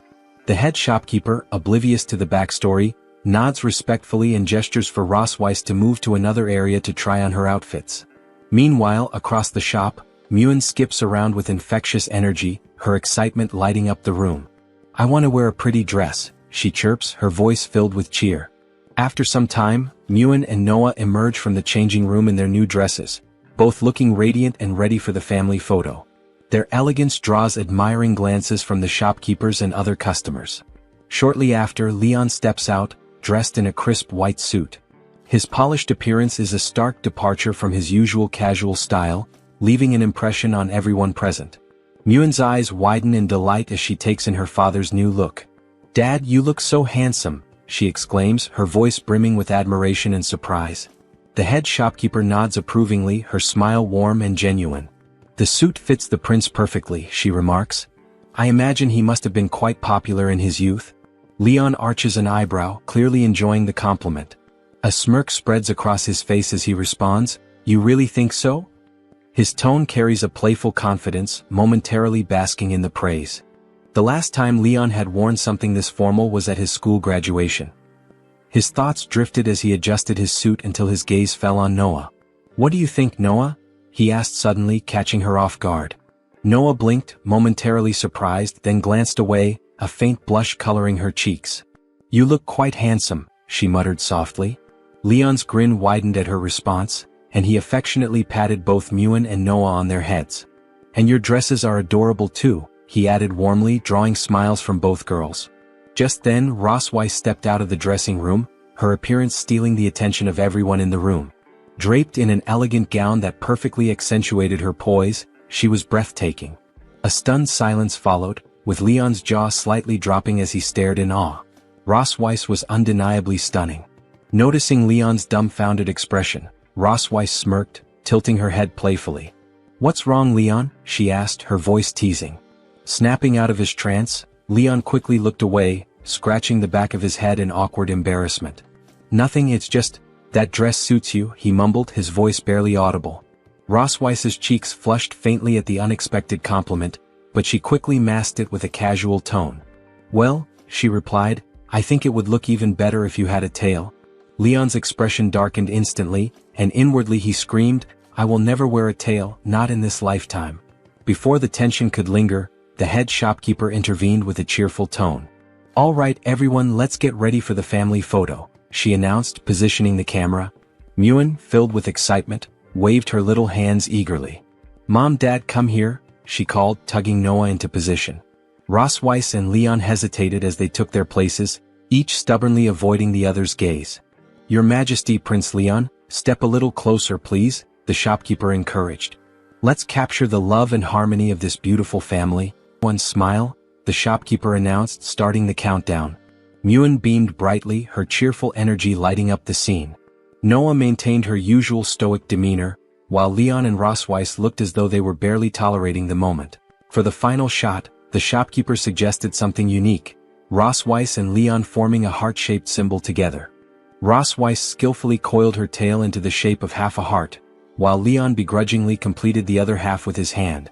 The resulting photo was a mix of charm and awkwardness, highlighted by Rosweiss's playful smirk and Leon's reluctant expression. Despite his initial resistance, even Leon had to admit the photos turned out well, though he silently resolved never to mention the heart symbol again. In another shot, Rosweiss and Leon faced each other, their gazes locked in a fiery stare. Though their flushed faces hinted at embarrassment, the intensity of their rivalry was undeniable. Observing the dynamic, the head shopkeeper chuckled and remarked, "You two really look like a couple. This photo is definitely one for the books, a special edition if you will." Speaking of memorable moments, Leon's graduation ceremony came to mind. On that day, a throng of female juniors had surrounded him, each vying for his attention. One timidly asked, "Senior Leon, can we take a photo together?" Another inquired, "Will you have dinner with us later?" A third, presenting a carefully wrapped gift, pleaded, "Please accept this, Senior Leon."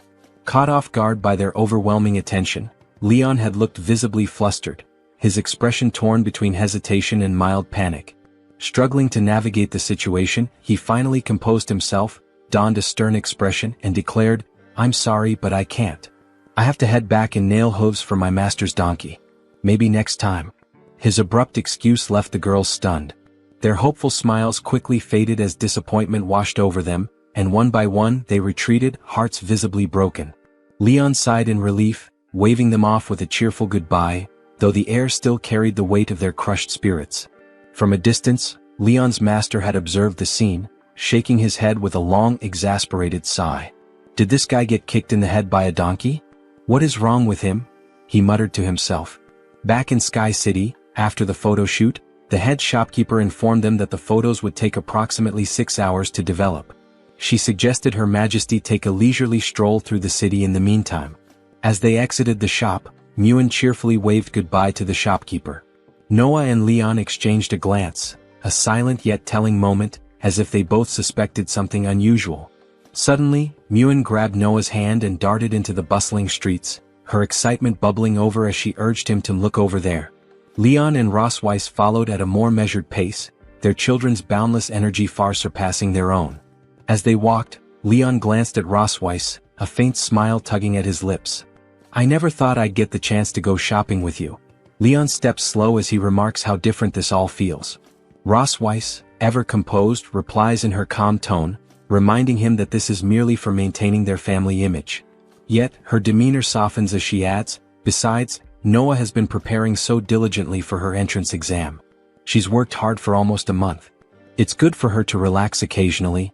As their conversation continues, Muen and Noah suddenly halt in front of a bustling stall featuring a balloon shooting game. Their eyes immediately fixate on a cute teddy bear displayed among the prizes. Muen's excitement shines through her starry-eyed gaze, while Noah appears equally captivated by the fluffy toy. Leon and Rosweiss catch up, pausing in surprise as they find the girls completely engrossed.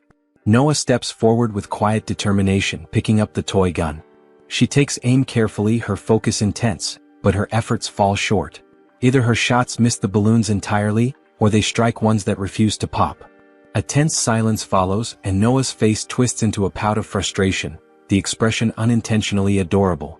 Myun's enthusiasm dims, her disappointment mirroring Noah's. The shopkeeper, noticing their downcast expressions, offers a warm smile. A few more tries and I'm sure you'll get it. Leon steps forward, shaking his head with a chuckle. So, they've got games like this here too, huh? Myun's face lights up as she exclaims, Dad? Meanwhile, Noah, still pouting, mutters about how she just can't seem to win. Leon laughs awkwardly, suspecting that the game might be rigged. But before he can voice his doubts, Noah shoves the toy gun into his hands, her pout now almost commanding. Taking the gun, Leon examines it thoughtfully, recalling similar games he had encountered in human markets. Ross Weiss watches him intently, commenting, the bullets for this toy are crafted from magical energy. It takes precise control to manage the magic effectively. No wonder it's challenging for Noah.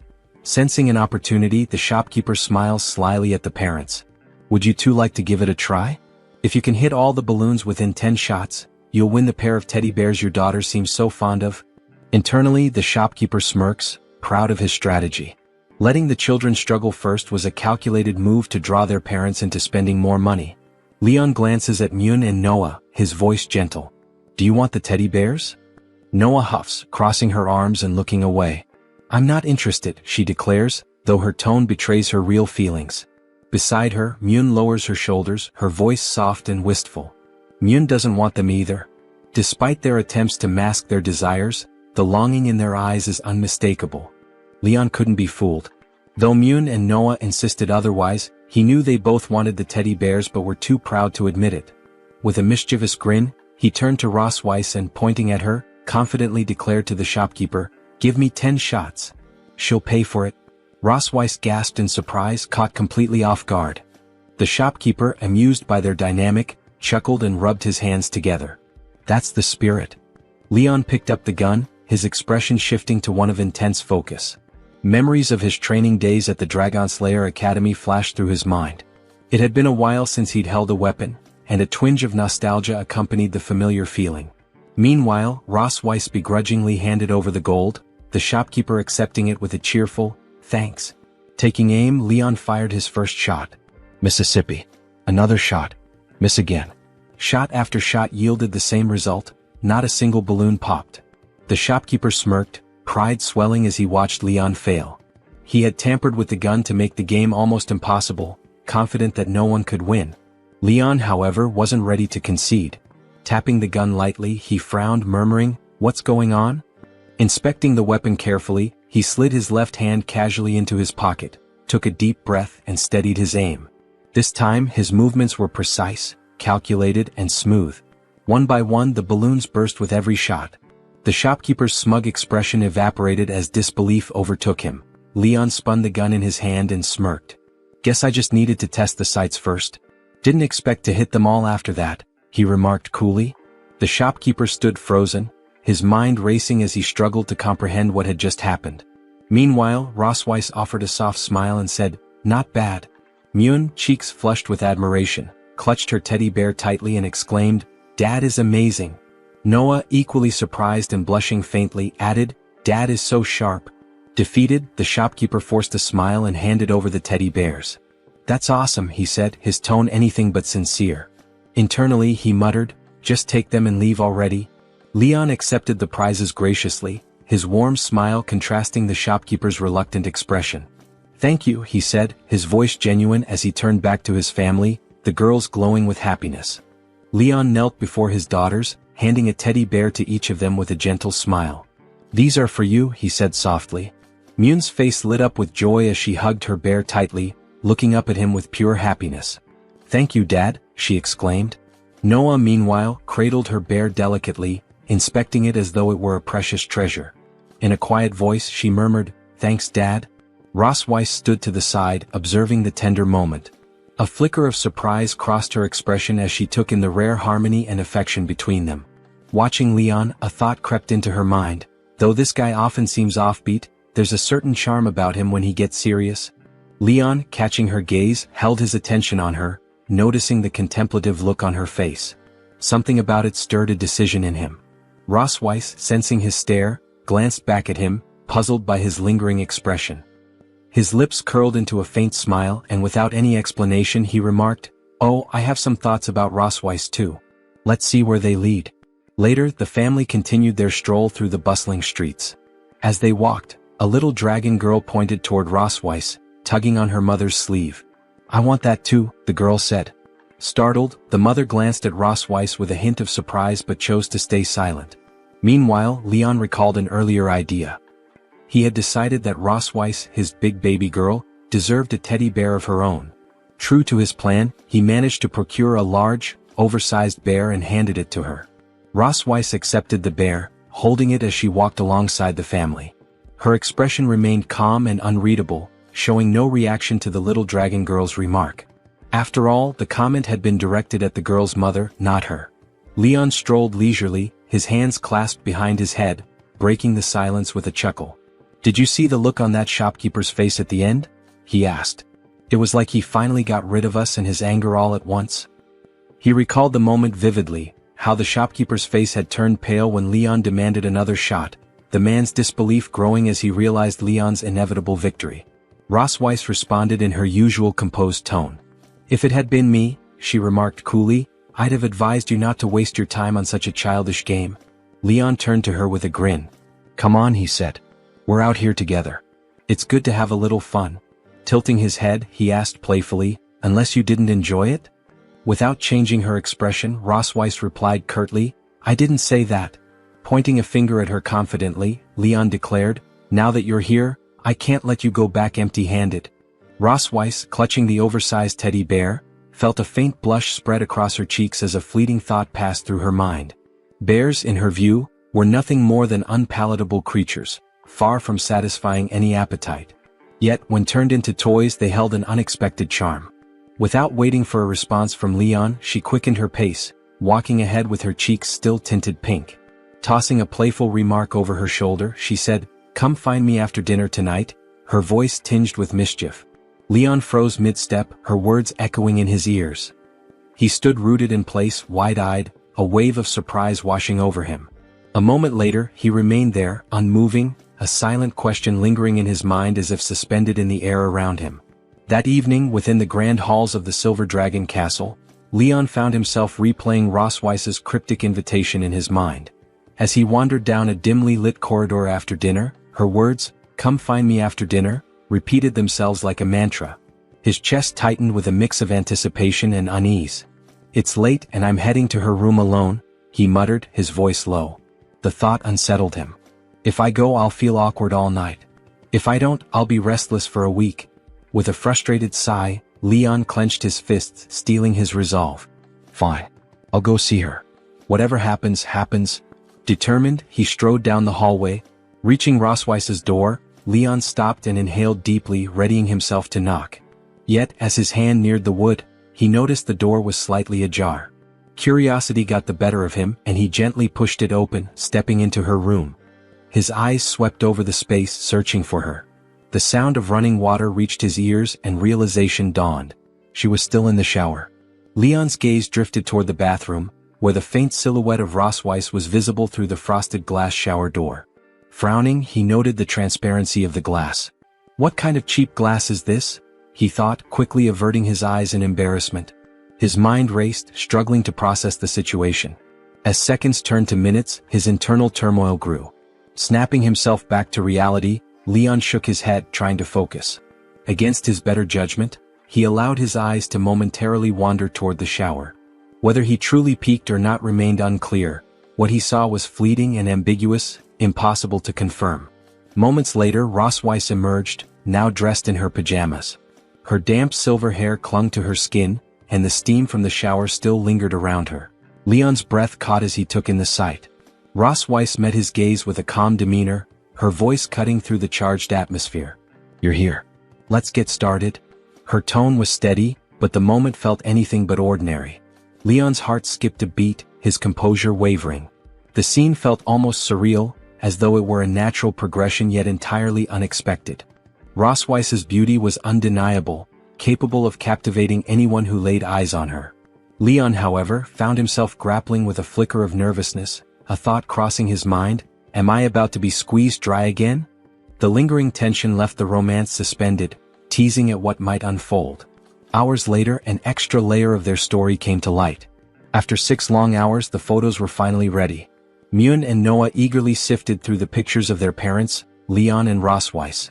Myun's eyes sparkled with excitement as she exclaimed, "Mom and Dad look like such a perfect match." Noah, in contrast, remained quiet, her gaze fixed on the photos with an unreadable expression. As Leon flipped through the pictures, something caught his attention. "Hey, there's a card attached to this one," he remarked, holding it up. Rosweiss, her curiosity piqued, stepped closer and demanded, "Show it to me." Together, they turned the photo over to reveal a handwritten note from the head shopkeeper. Reading it aloud, they spoke in unison, "May the silver light always shine in the eyes of the one they love." Their faces instantly turned a deep shade of red. Embarrassed, they both protested at once. "Who's in love with whom?" Leon sputtered, "Who's in love with her?" Rosweiss snapped, "Who's in love with him?" Still flustered, Rosweiss briefly hid her face behind her hands before muttering indignantly, "There must be some mistake. Fix this photo for me." Leon, nodding in agreement, replied quickly, "Yeah, it must have been written wrong." Later, as Rosweiss stepped out of the shower room, her damp silver hair falling gracefully over her shoulders, she asked without hesitation, "Where would you like to do it? The living room or the balcony?" Leon froze in place, utterly blindsided by her words. His face flushed a deep red, panic setting in. Stammering, he replied nervously, "The balcony? That's not good, right? I mean, people might see us, that would be embarrassing." Rosweiss, with an air of indifference, casually adjusted her hair in the mirror. "The living room is fine then," she replied. "It makes no difference to me." Leon exhaled deeply, feeling as though he were trapped in an impossible situation. Finally, with a dramatic sigh, he clenched his fists and shouted, "Fine. Come on, do it." He threw himself onto the sofa, teeth gritted and eyes tightly shut, bracing for whatever was about to come. Rosweiss, observing his odd behavior, raised an eyebrow in amusement. "What are you doing?" she asked, her voice carrying a hint of playfulness. Leon cracked one eye open, his face still burning with embarrassment. "Aren't you going to, do it?" he blurted out, unable to hide his flustered state. Rosweiss, now seated elegantly on the opposite sofa with her legs crossed, let a sly smile spread across her face. Her calm, composed demeanor only added to the tension in the room, leaving Leon to wonder what exactly he had just gotten himself into. Rosweiss couldn't resist teasing as she remarked with a playful smirk, "Mr. Casanova seems quite eager." Her tone shifted to one of calm playfulness as she added, "But tonight isn't suitable. Let's do it another day."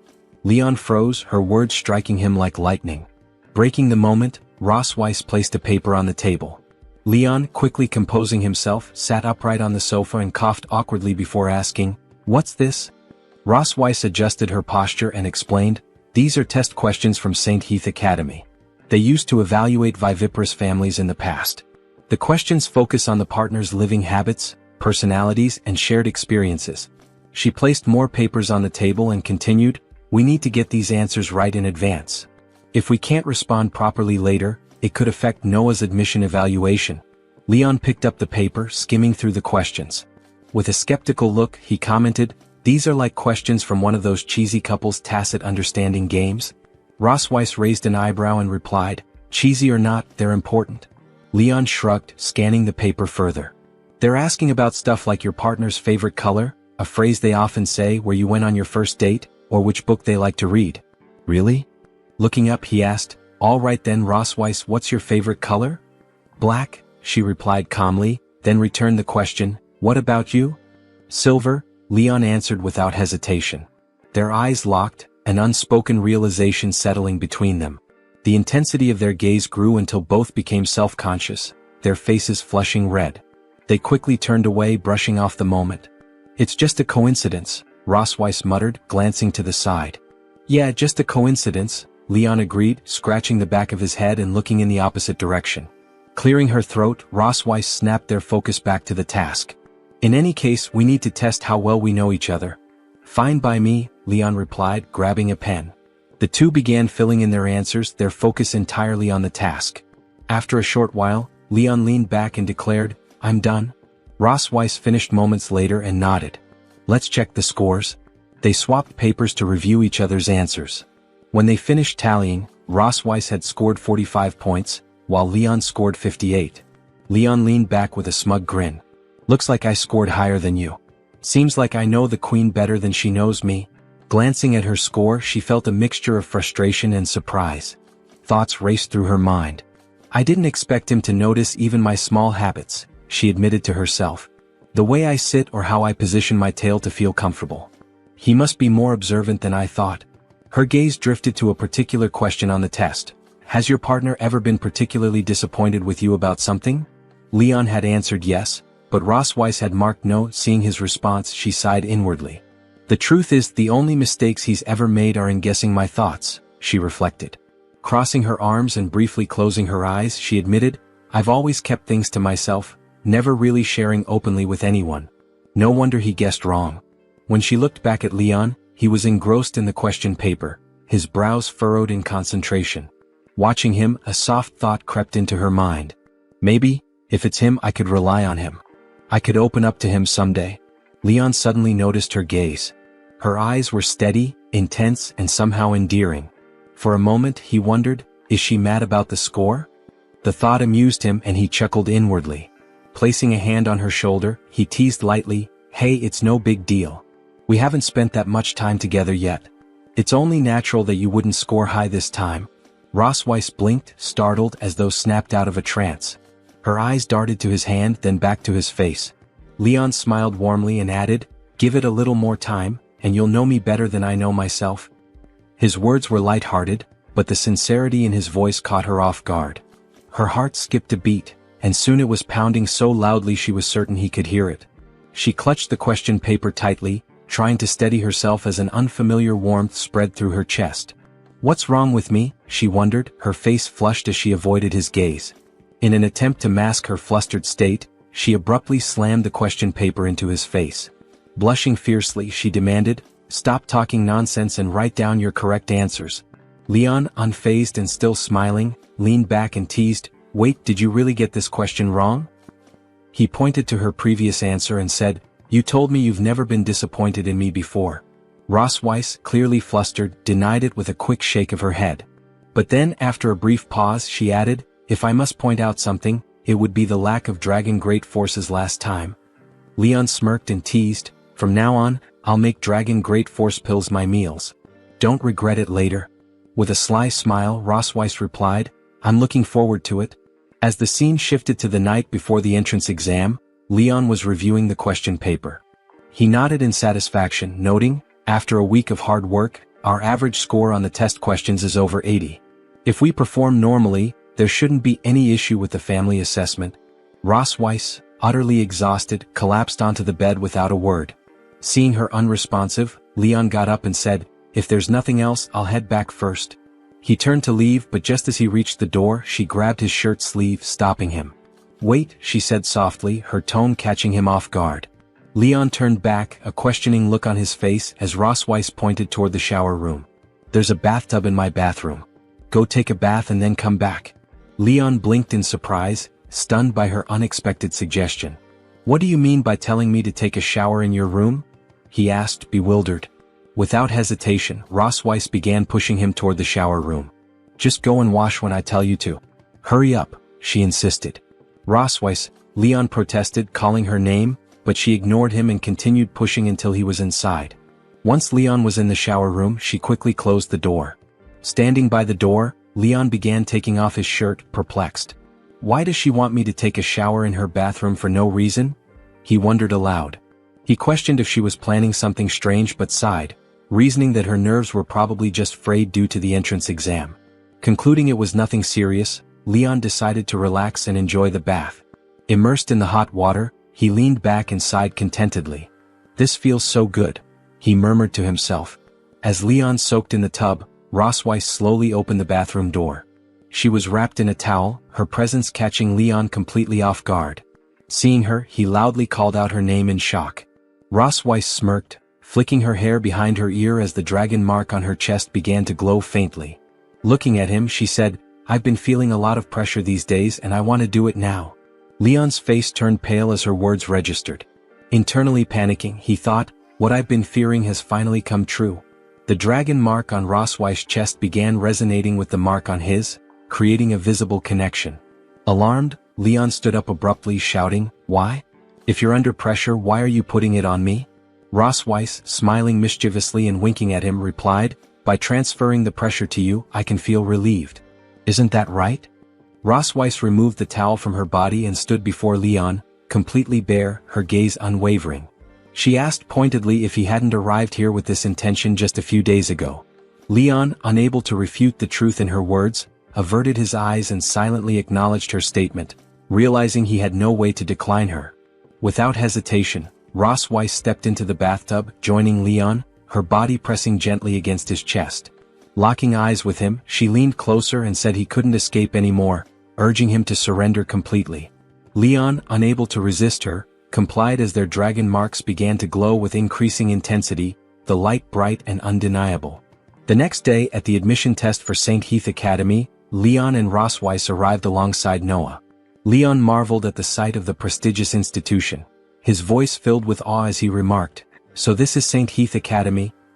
He turned toward Ross Weiss, noticing her unusually quiet demeanor and serious expression. Concerned, Leon leaned closer and asked what was wrong, joking that he had performed decompression for her last night, but it seemed to have worn off quickly. Ross Weiss's face turned red with embarrassment, and she hit his back lightly, muttering under her breath for him to go to hell. Leon laughed at her reaction and encouraged her to move on, and together they entered the academy. At the registration desk, they submitted Noah's details. The receptionist, reading from the form, announced, "Noah King Melk, Silver Dragon Clan." Her skeptical expression did not go unnoticed by Leon, who immediately asked if there was an issue. The receptionist assured them there was none but admitted her surprise. She explained that while the academy allowed young dragons to enroll at a minimum age of 1 year, most applicants were between 4 and 6 years old. With a faint smirk, the receptionist teasingly asked if Noah was the princess of their clan, suggesting she might be too young. Ross Weiss, her face composed and authoritative, responded firmly that Noah was exceptionally intelligent and her age posed no obstacle. Respecting her decisive tone, the receptionist nodded and instructed them to proceed. She informed them that Noah would be escorted by a special staff member to the written test, while Leon and Ross Weiss would need to head to the 4th floor for the family assessment. On the 4th floor, inside the meeting room, Leon and Ross Weiss sat across from the academy staff. Ross Weiss leaned close to Leon, holding his hand with a warm smile, and whispered playfully, asking if, based on his experience, he thought the 3 individuals in front of them would be easy to handle. Leon glanced at them, his face stoic and disinterested. In a low voice he replied that they looked easy to kill. Reflecting silently, he noted that the version of himself from before Ross Weiss had captured his heart would have eliminated all 3 in under 50 rounds. His expression darkened, his jaw clenched, and his body radiated a palpable killing intent. Tightening his fist, Leon whispered to Ross Weiss that if these individuals dared to prevent Noah from attending the academy, he would confront them with his sword. The 3 academy staff, although maintaining their composure outwardly, could feel the overwhelming intensity of Leon's aura. Internally, they acknowledged him as a truly intimidating and imposing parent. An older man, introducing himself as Walter Wilson, the vice principal of St. Heath Academy, calmly explained that he would be overseeing their assessment for the day. His demeanor was composed as he reassured them not to be nervous, advising them to simply relax and answer his questions. Ross Weiss forced a polite smile and nodded, while Leon, offering a strained smile, silently assessed the man. He couldn't shake the feeling that this vice principal wasn't as simple as he appeared and wondered if something unusual might be about to happen. The vice principal then posed a question. Did they remember the date of their wedding anniversary? Ross Weiss and Leon exchanged a brief glance, both of them knowing this question was coming. Back in their bedroom at Silver Dragon Castle, Ross Weiss had once told Leon that they needed to be prepared if anyone ever asked about their anniversary. Since they had never officially married and she had become pregnant before they could tie the knot, they had planned a response. Leon, recalling her words, paused for a moment and then answered that if he had to pick a day that left a lasting impression, it would be that one. Ross Weiss, following his lead, completed the answer by stating it was in the year 1733 of the creation calendar. In the interview room, both Leon and Ross Weiss confidently answered that it was May 25th. Leon, however, couldn't help but reflect silently on the fact that May 25th was the day he and Ross Weiss had first bonded in the dungeon. The vice principal glanced at the papers they had submitted, his expression tinged with suspicion. He remarked that their child was already over 1 year old, despite their marriage lasting less than 2 years, noting that this progression seemed faster than what was typical for most families. Leon, laughing awkwardly, quickly explained that they had fallen in love at first sight, had a wonderful relationship, and things had progressed rapidly, including their marriage and pregnancy. Shifting his attention, the vice principal then asked if, during their 2 years of marriage, they had discovered any shortcomings or bad habits in each other. Leon answered yes, while Rosweiss replied no. Internally, they both thought their answers should be a mix of truth and fiction, just enough to seem convincing. When asked to elaborate, Leon put on an act, his face falling into a sad expression. With an Oscar-worthy performance, he dramatically explained that sometimes he felt invisible, as though he didn't exist. Blushing, he placed his hand on his chest and continued, describing how his wife was so capable, managing family affairs and housework with exceptional order, which made him feel insignificant. As Leon delivered his monologue, Rosweiss stared at him, unimpressed. Flustered now, Leon turned to her, gently taking her hands in his face still red. Rosweiss, playing along with Leon's act and blushing as well, gazed into his eyes. In a soft voice, Leon expressed his concern, telling her that she easily accumulated stress, and he wanted to take this opportunity to say something important. He told her that he wanted to do more for their family and asked her to rely on him. Internally, however, he thought that she shouldn't take advantage of him when he's under pressure in the future. An older woman suddenly interjected, commenting on how considerate and good a husband Leon seemed to be. She then turned to Rosweiss and asked her what she thought was the most attractive thing about her husband. Surprised, Rosweiss paused for a moment before answering. With a flushed face, she described Leon as handsome, with a great figure, focused, serious, smart, responsible, fond of children, and someone who never lost his temper. She added that he wasn't greasy, which made him even more attractive. Rosweiss also mentioned that although her health hadn't been as good as it was before marriage, it wasn't a major issue since Leon was skilled at making medicine and used various remedies to treat her. Leon, hearing her praise, forced a smile but laughed awkwardly. Internally, he wondered if she was truly praising him or subtly insulting him. As the conversation continued, Rosweiss, still holding Leon's hands, looked into his eyes with a concerned expression. Caught off guard, Leon awkwardly glanced back at her, unsure how to respond. Rosweiss then added that she also wanted to take the opportunity to tell her husband not to push himself too much. As she spoke, she tightened her grip on Leon's hand, applying enough pressure that he screamed internally in pain. The three assessors, completely fooled by their act, thought to themselves what a loving couple they made. Later, the three assessors asked Rosweiss and Leon a series of questions, and the couple answered each one with poise and grace, leaving a strong impression. As the interview neared its conclusion, the older man asked if they had any questions for the other party. He explained that this was an additional question, and the person being asked must answer truthfully. Rosweiss, shaking her head with a light smile, responded that she had no questions for Leon because she already knew everything about him. The old man then turned to Leon and asked if he had a question for Rosweiss. Leon, appearing deep in thought, paused for a moment. Rosweiss, watching him with a smirking smile, thought to herself that the more one spoke, the more mistakes they made, and it would be better to wrap up the assessment quickly. Leon suddenly asked Rosweiss if she liked the teddy bear he had given her. Rosweiss, hearing his words, was taken aback, her face flushing red. Internally, Rosweiss finds it surprising that Leon would ask such a question, one that seemed completely unrelated to identity, position, or grudges. She thought his thoughts always managed to catch her off guard. Flicking her hair behind her ear, still blushing slightly, she responded that she liked the teddy bear very much. Hearing her answer, Leon smiled with satisfaction, telling her that he understood and was fine with her response. The vice principal, shaking hands with Leon, announced that the interview was over. He informed them that the results of the assessment would be sent to Silver Dragon Castle via dragon letter in a few days and thanked them once again for their cooperation. With the interview and Noah's test completed, the group returned to Silver Dragon Castle. A few days later, a little red dragon arrived with news from the academy.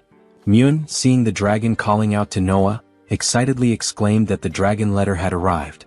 Leon picked up the letter from the dragon and opened it, saying, "Let's have a look." The letter read, "Dear Noah Kane Melkve, congratulations on passing the academy's assessment. Please come to the academy in 3 days to register and attend the entrance ceremony." The four of them, reading the letter, expressed their surprise and joy at Noah's acceptance.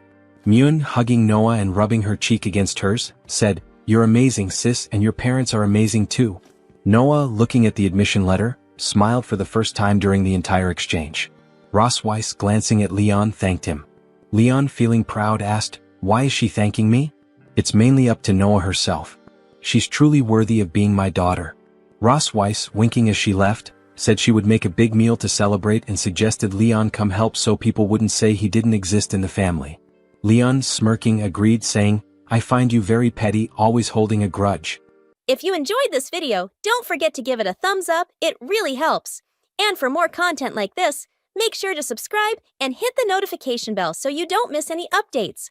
Let me know in the comments if you'd like to see another part. I'd love to hear your thoughts. See you next time. Bye-bye. The entrance ceremony at St. Heath Academy was underway, with the vice principal standing on stage to congratulate the students on passing the assessments and welcoming them to this prestigious event.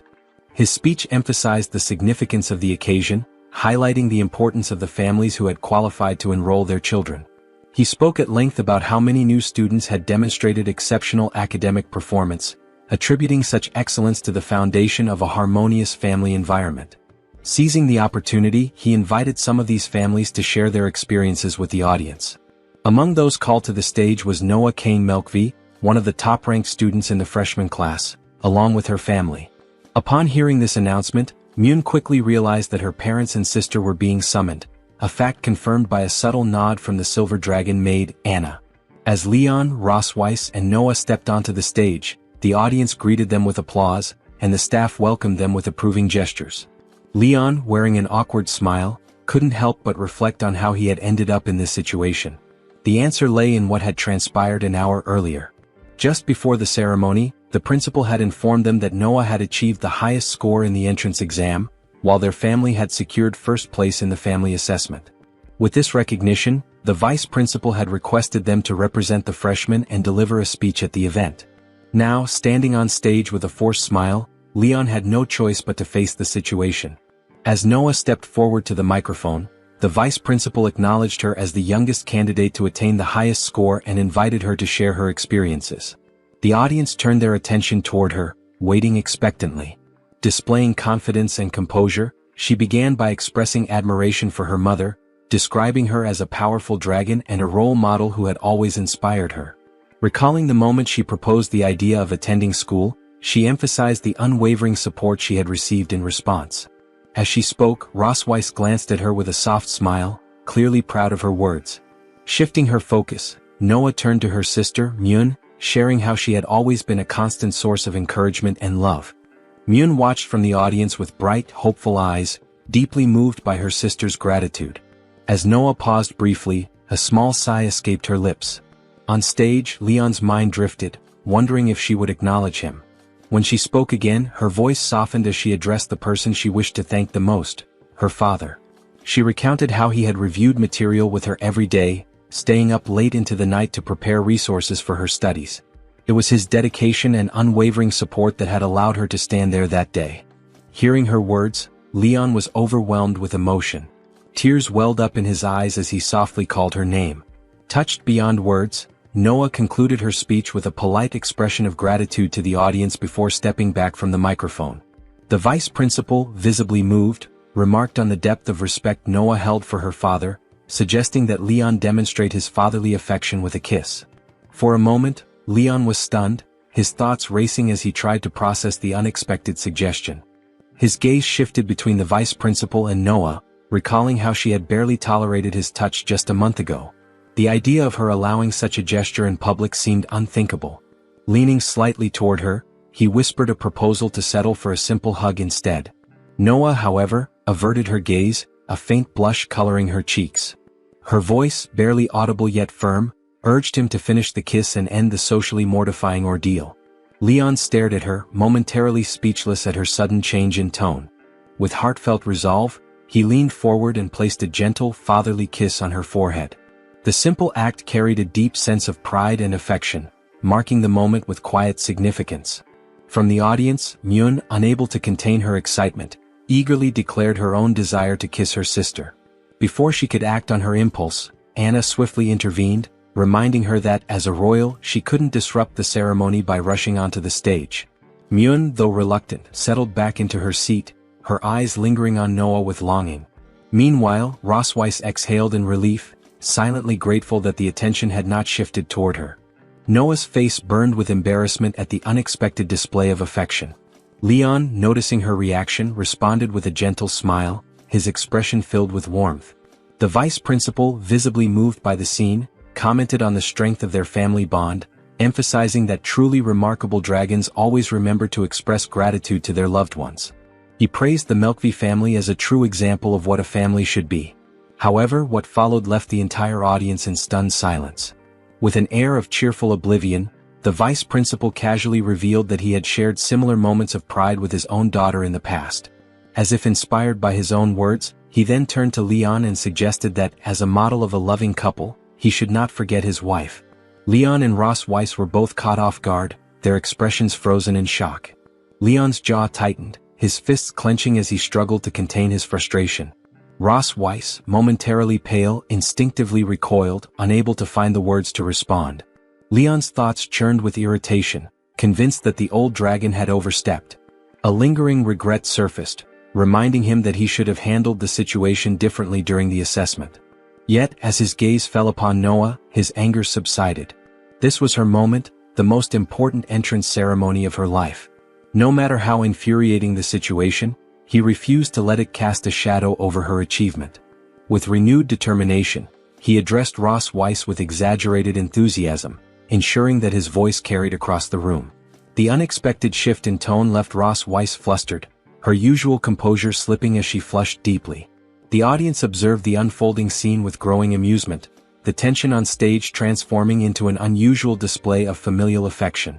Her gaze flickered toward Leon, her embarrassment clear as she quietly questioned whether he truly intended to kiss her in front of hundreds of dragons.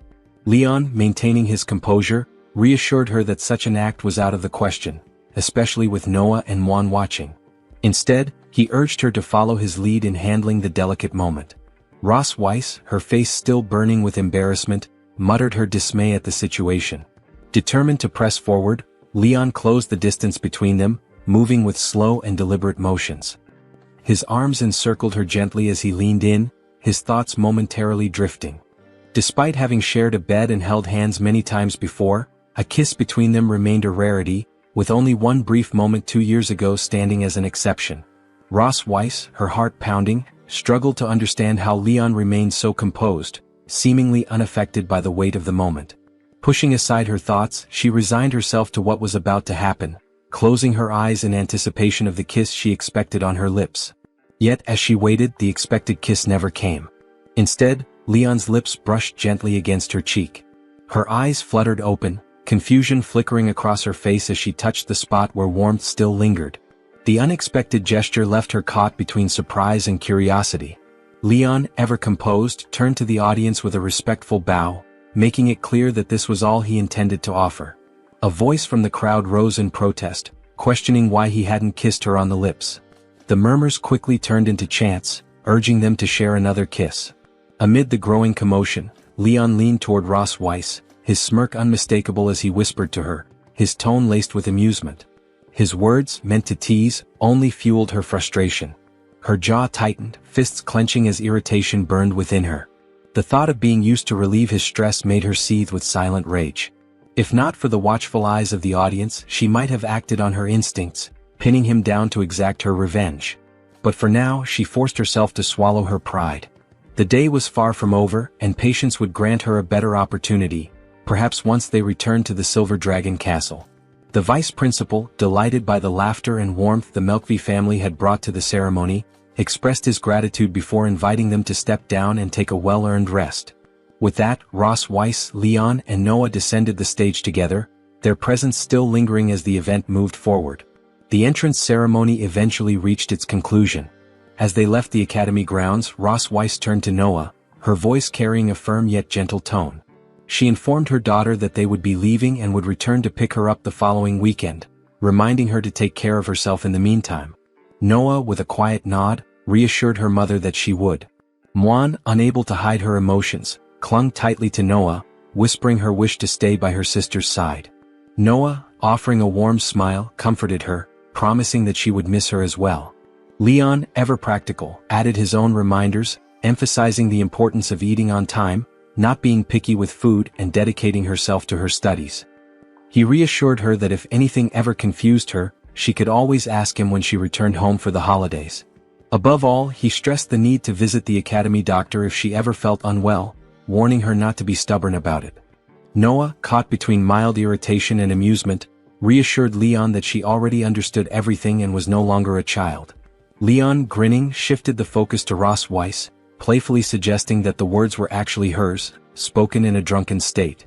He claimed that she had been too embarrassed to say them herself, so he was simply delivering the message on her behalf.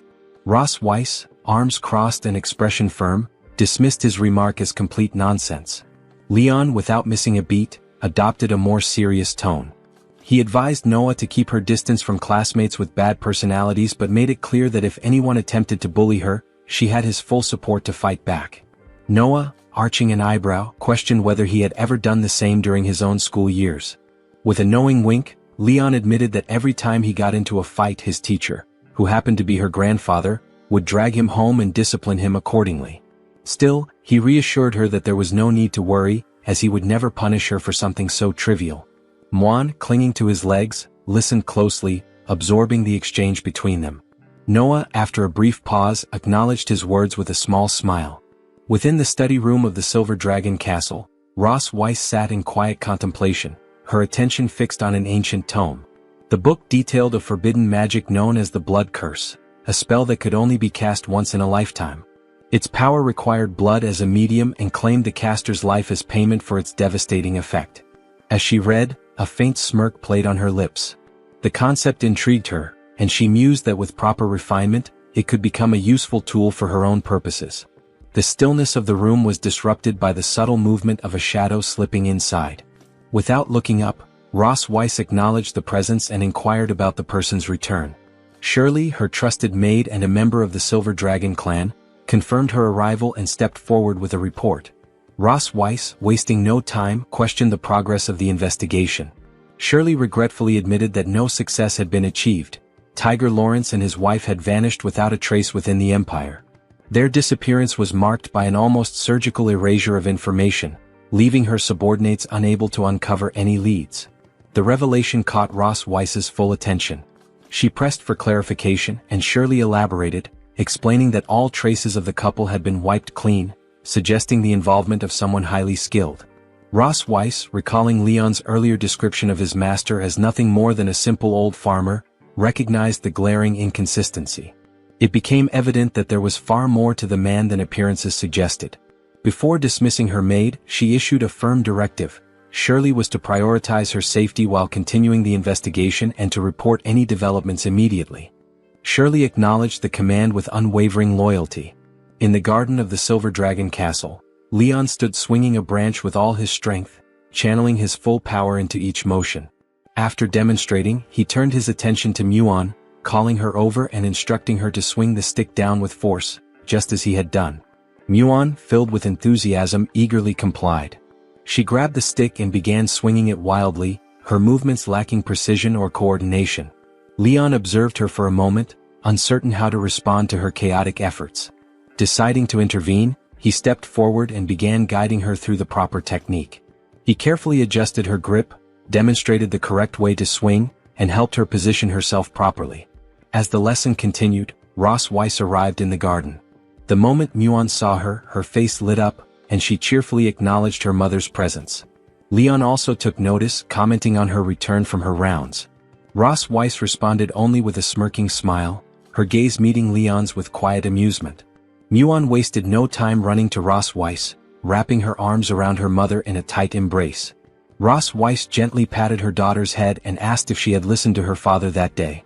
Muan eagerly confirmed, proudly announcing that her father had even taught her how to hold a sword. Ross Weiss, with a warm smile, acknowledged the effort and deemed it acceptable. She then informed Muan that dinner would be ready soon, mentioning that she had asked the chef to prepare steak. Upon hearing this, Muan's eyes sparkled with excitement. She loudly declared her love for steak before skipping away joyfully, singing a song about it as she left. Anna, who had been nearby, followed her little highness, ensuring she made her way to the castle. Leon and Ross Weiss remained in place, watching Muan until she disappeared from view. As the moment passed, Ross Weiss turned to Leon about to speak. Before she could say anything, Leon suddenly swung the wooden stick toward her with impressive speed. The movement caught Ross Weiss completely off guard. She froze as the branch came to an abrupt stop just near her throat. Her expression remained cold, but a smirking smile played on her lips as she questioned his intentions, suggesting that he had finally decided to attack her. She reminded him that in the Silver Dragon Castle, pointing a weapon at her was considered an act of treason, punishable by death. Leon, unfazed by the statement, calmly pointed out that it was merely a branch and questioned whether the queen truly considered it a weapon. Ross Weiss, unshaken, reminded him of his past as the strongest dragon slayer, emphasizing that even a simple branch in his hands could be turned into a lethal weapon. Ross Weiss ends her statement with a pointed question, challenging Leon's perspective. Instead of responding directly, he exhales heavily and withdraws the branch. Leaning in slightly, he remarks that if she intends to offer praise, she should do so properly, questioning why she insists on being so sarcastic. Ross Weiss, folding her arms, retorts that she has done no such thing. Leon moves toward a nearby bench, placing his hands behind his head as he walks. He admits that he had intended to startle her but concedes that it would be meaningless if she felt no fear. Watching him with a calm expression, Ross Weiss counters his words, asserting that in his current state, she does not believe he could harm her with a mere twig. Shifting the conversation, she brings up a letter Noah had sent the previous day, informing them that she was doing well and asking them not to worry. As they sit on the bench, Leon glances at her with mild surprise and asks if that was all Noah had written. Ross Weiss denies it, explaining that it was unusual for Noah to take the initiative to write back. However, she had done so specifically to reassure them of her safety. Leon acknowledges this, remarking that in this regard, Noah closely resembles Ross Weiss. Looking up at the sky, he reflects on Noah's nature, noting that she always maintains a stern demeanor, making it difficult to discern her thoughts. However, he adds that when approached correctly, she is quite pleasant to be around. Ross Weiss, following his gaze upward, remarks that Noah actually admires him. She explains that Noah possesses the typical mentality of a dragon, respecting strength and being drawn to those who wield it. Turning to Leon with a faint smile, she continues, stating that in Noah's eyes, he has become a top student, someone worth looking up to. She even mentioned that she intends to win many first-place rankings at the academy, refusing to accept defeat against him. Leon, slightly embarrassed, responds with an awkward smile, admitting that he had always assumed Noah viewed him as nothing more than a weak scholar. Removing her heels, Ross Weiss subtly shifts the conversation, recalling the time when Leon first woke up. She points out how Noah had initially avoided him and asks if she was right about that. Without waiting for an answer, she reveals that despite Noah's outward behavior, she had frequently visited him while he was in a coma. On occasion, when caught, she would make excuses, claiming she had only come to see Moan. Leon, his expression softening, remarks that Noah's tougher side is very much like Ross Weiss. Ross Weiss, now gazing into the distance, reflects on their childhood. She recalls how, as infants, Noah and Moan would cry inconsolably, only to calm the moment they were placed next to Leon. She muses that perhaps, even before anyone had realized it, the bond of blood had already tied them together. Leon lowers his gaze, his expression tinged with sadness as he looks at his hands. Quietly, he reflects on the strangeness of blood relationships. His thoughts drift back to his past, recalling his childhood as an orphan, a time when the love of parents was something he had never known. Family affection had been an unfamiliar concept, something distant and unattainable. It wasn't until he turned 5 that his master and his wife adopted him, treating him as their own son. Through them, he was introduced to the meaning of home for the first time. Despite the warmth they provided, a quiet sense of loss lingered in his heart. Even in the midst of their kindness, a part of him felt empty, longing for something he could never quite grasp. Seated in silence, he recalls how, in those moments of sorrow, his mother would gently pat his head and reassure him, telling him that one day he would become a father himself. Uncertain and filled with doubt, he had questioned whether that was truly possible. In response, she had smiled warmly, affirming that his future children would be his blood, the family he would love, protect, and devote himself to entirely. Pulled back to the present, Leon clenches his fist as those words echo in his mind. With renewed determination, he affirms to himself that his family now is what matters most. As he remains lost in thought, Ross Weiss watches him closely before questioning what has him so distracted. She then suggests they should head back. Snapping out of his reverie, Leon quickly stands and reassures her that it was nothing.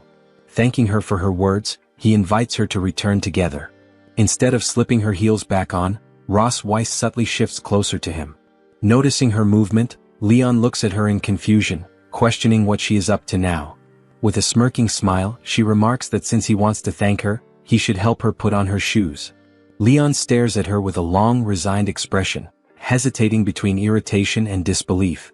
Their bond seems to grow stronger with each interaction, yet her demands continue to push his patience. Ross Weiss, still smirking, repeats her request, insisting that if he truly wants to express gratitude, he should assist her.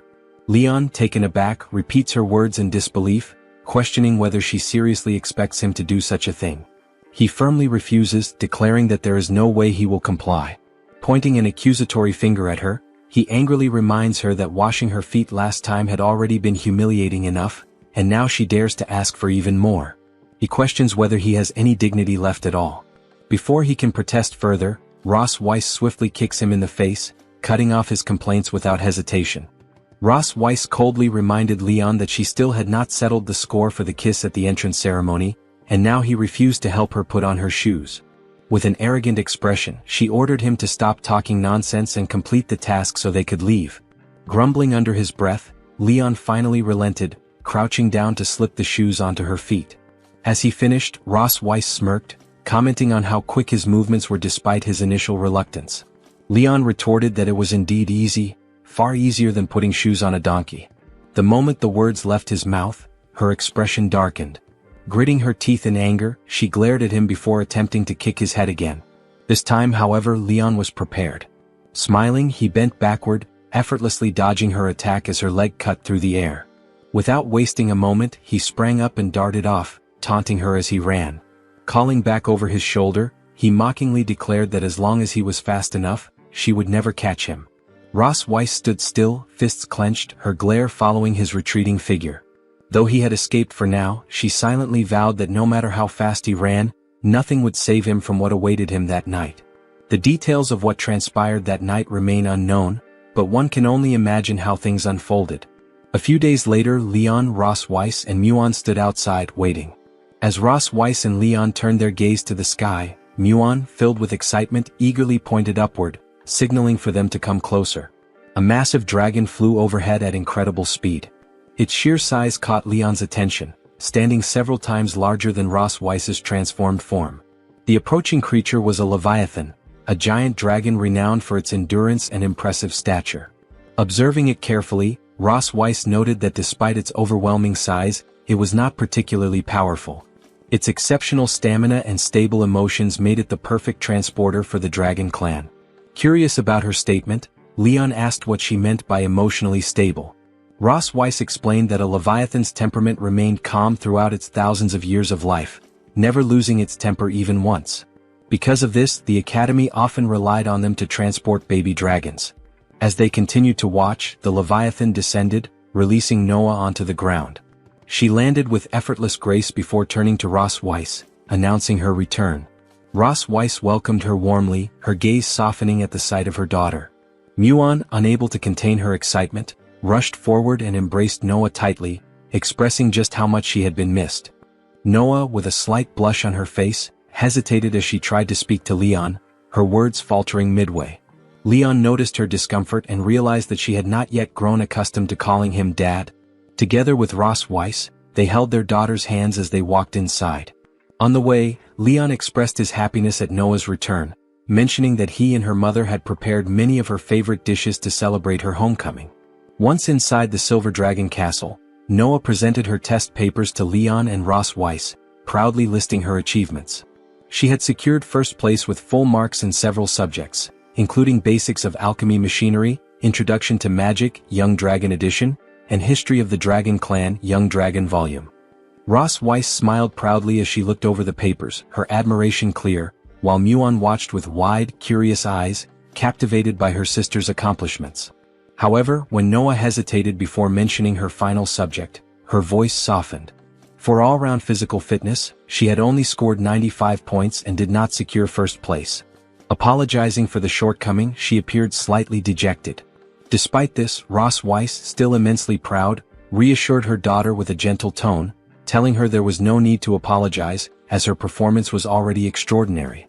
Muon, agreeing with their mother, firmly held Noah's hand, expressing her unwavering support and silently thinking her sister was the best, regardless of the results. Meanwhile, Leon carefully examined the test papers, a smile of mixed emotions crossing his face as he looked at his two daughters. He reflected on how Noah struggled to express her feelings, while Muon wore her heart on her sleeve. As their father, Leon felt it was his role to balance their differences. Reviewing the all-round physical fitness test, Leon commented on the results. He noted that exercises such as running, bench pressing, and pull-ups were all basic physical training. Given that Noah was competing against young dragons only 4 or 5 years old, it was natural that her physical fitness was slightly behind theirs. Showing the paper to Noah, he pointed out that she had won 9 out of 10 actual combat matches, boasting the highest winning rate in her class. He emphasized that her success in combat demonstrated superior strategy and fighting skills, despite not being the strongest physically. Leon reassured Noah that she shouldn't be discouraged by coming in third, reminding her that there would be plenty of opportunities to surpass others in the future. Noah, understanding her father's words, nodded. She mentioned that her mother had told her that Leon had been the top student in every subject when he was in school. Leon, with a smile, explained that when he first entered school he wasn't at the top, but through hard work and perseverance he had gradually earned that position. He encouraged Noah to stay confident, reminding her that she still had plenty of time to improve. Noah, determined, clenched her fists and nodded in agreement. Muon, filled with curiosity, asked her parents who would win in a fight between them, considering how powerful Leon was. Leon and Ross Weiss, placing their hands on their chests, each expressed confidence in their own abilities, with Leon asserting it would be him and Ross Weiss claiming it would be her. The playful rivalry between them escalated, as they exchanged glances and their competitive spirits flared up. Leon, chuckling, boasted about his combat prowess, confident that no one could match him in hand-to-hand weapon or magic combat. Ross Weiss, folding her arms with a smirk, responded that while she hadn't won as many honors as Leon, she focused on winning the key games. The two continued their playful rivalry, teasing each other with hidden meanings in their words, especially with the children listening nearby. Leon smirked, referring to their time in the dungeon and joking that the reason they had 2 daughters was that Ross Weiss had failed to beat him. Without warning, Leon and Ross Weiss dashed out of the room, both eager to demonstrate their strength in a fight. Muon and Noah awkwardly watched them before chasing after their parents. Noah grabbed Muon's hand, urging her to catch up. As Leon and Ross Weiss began warming up outside, Muon and Noah sat down to observe. Muon expressed her curiosity about who would be stronger, asking Noah if her guess was correct. Noah, recalling what their teacher had said, mentioned that watching masters compete often helps improve their own fighting skills.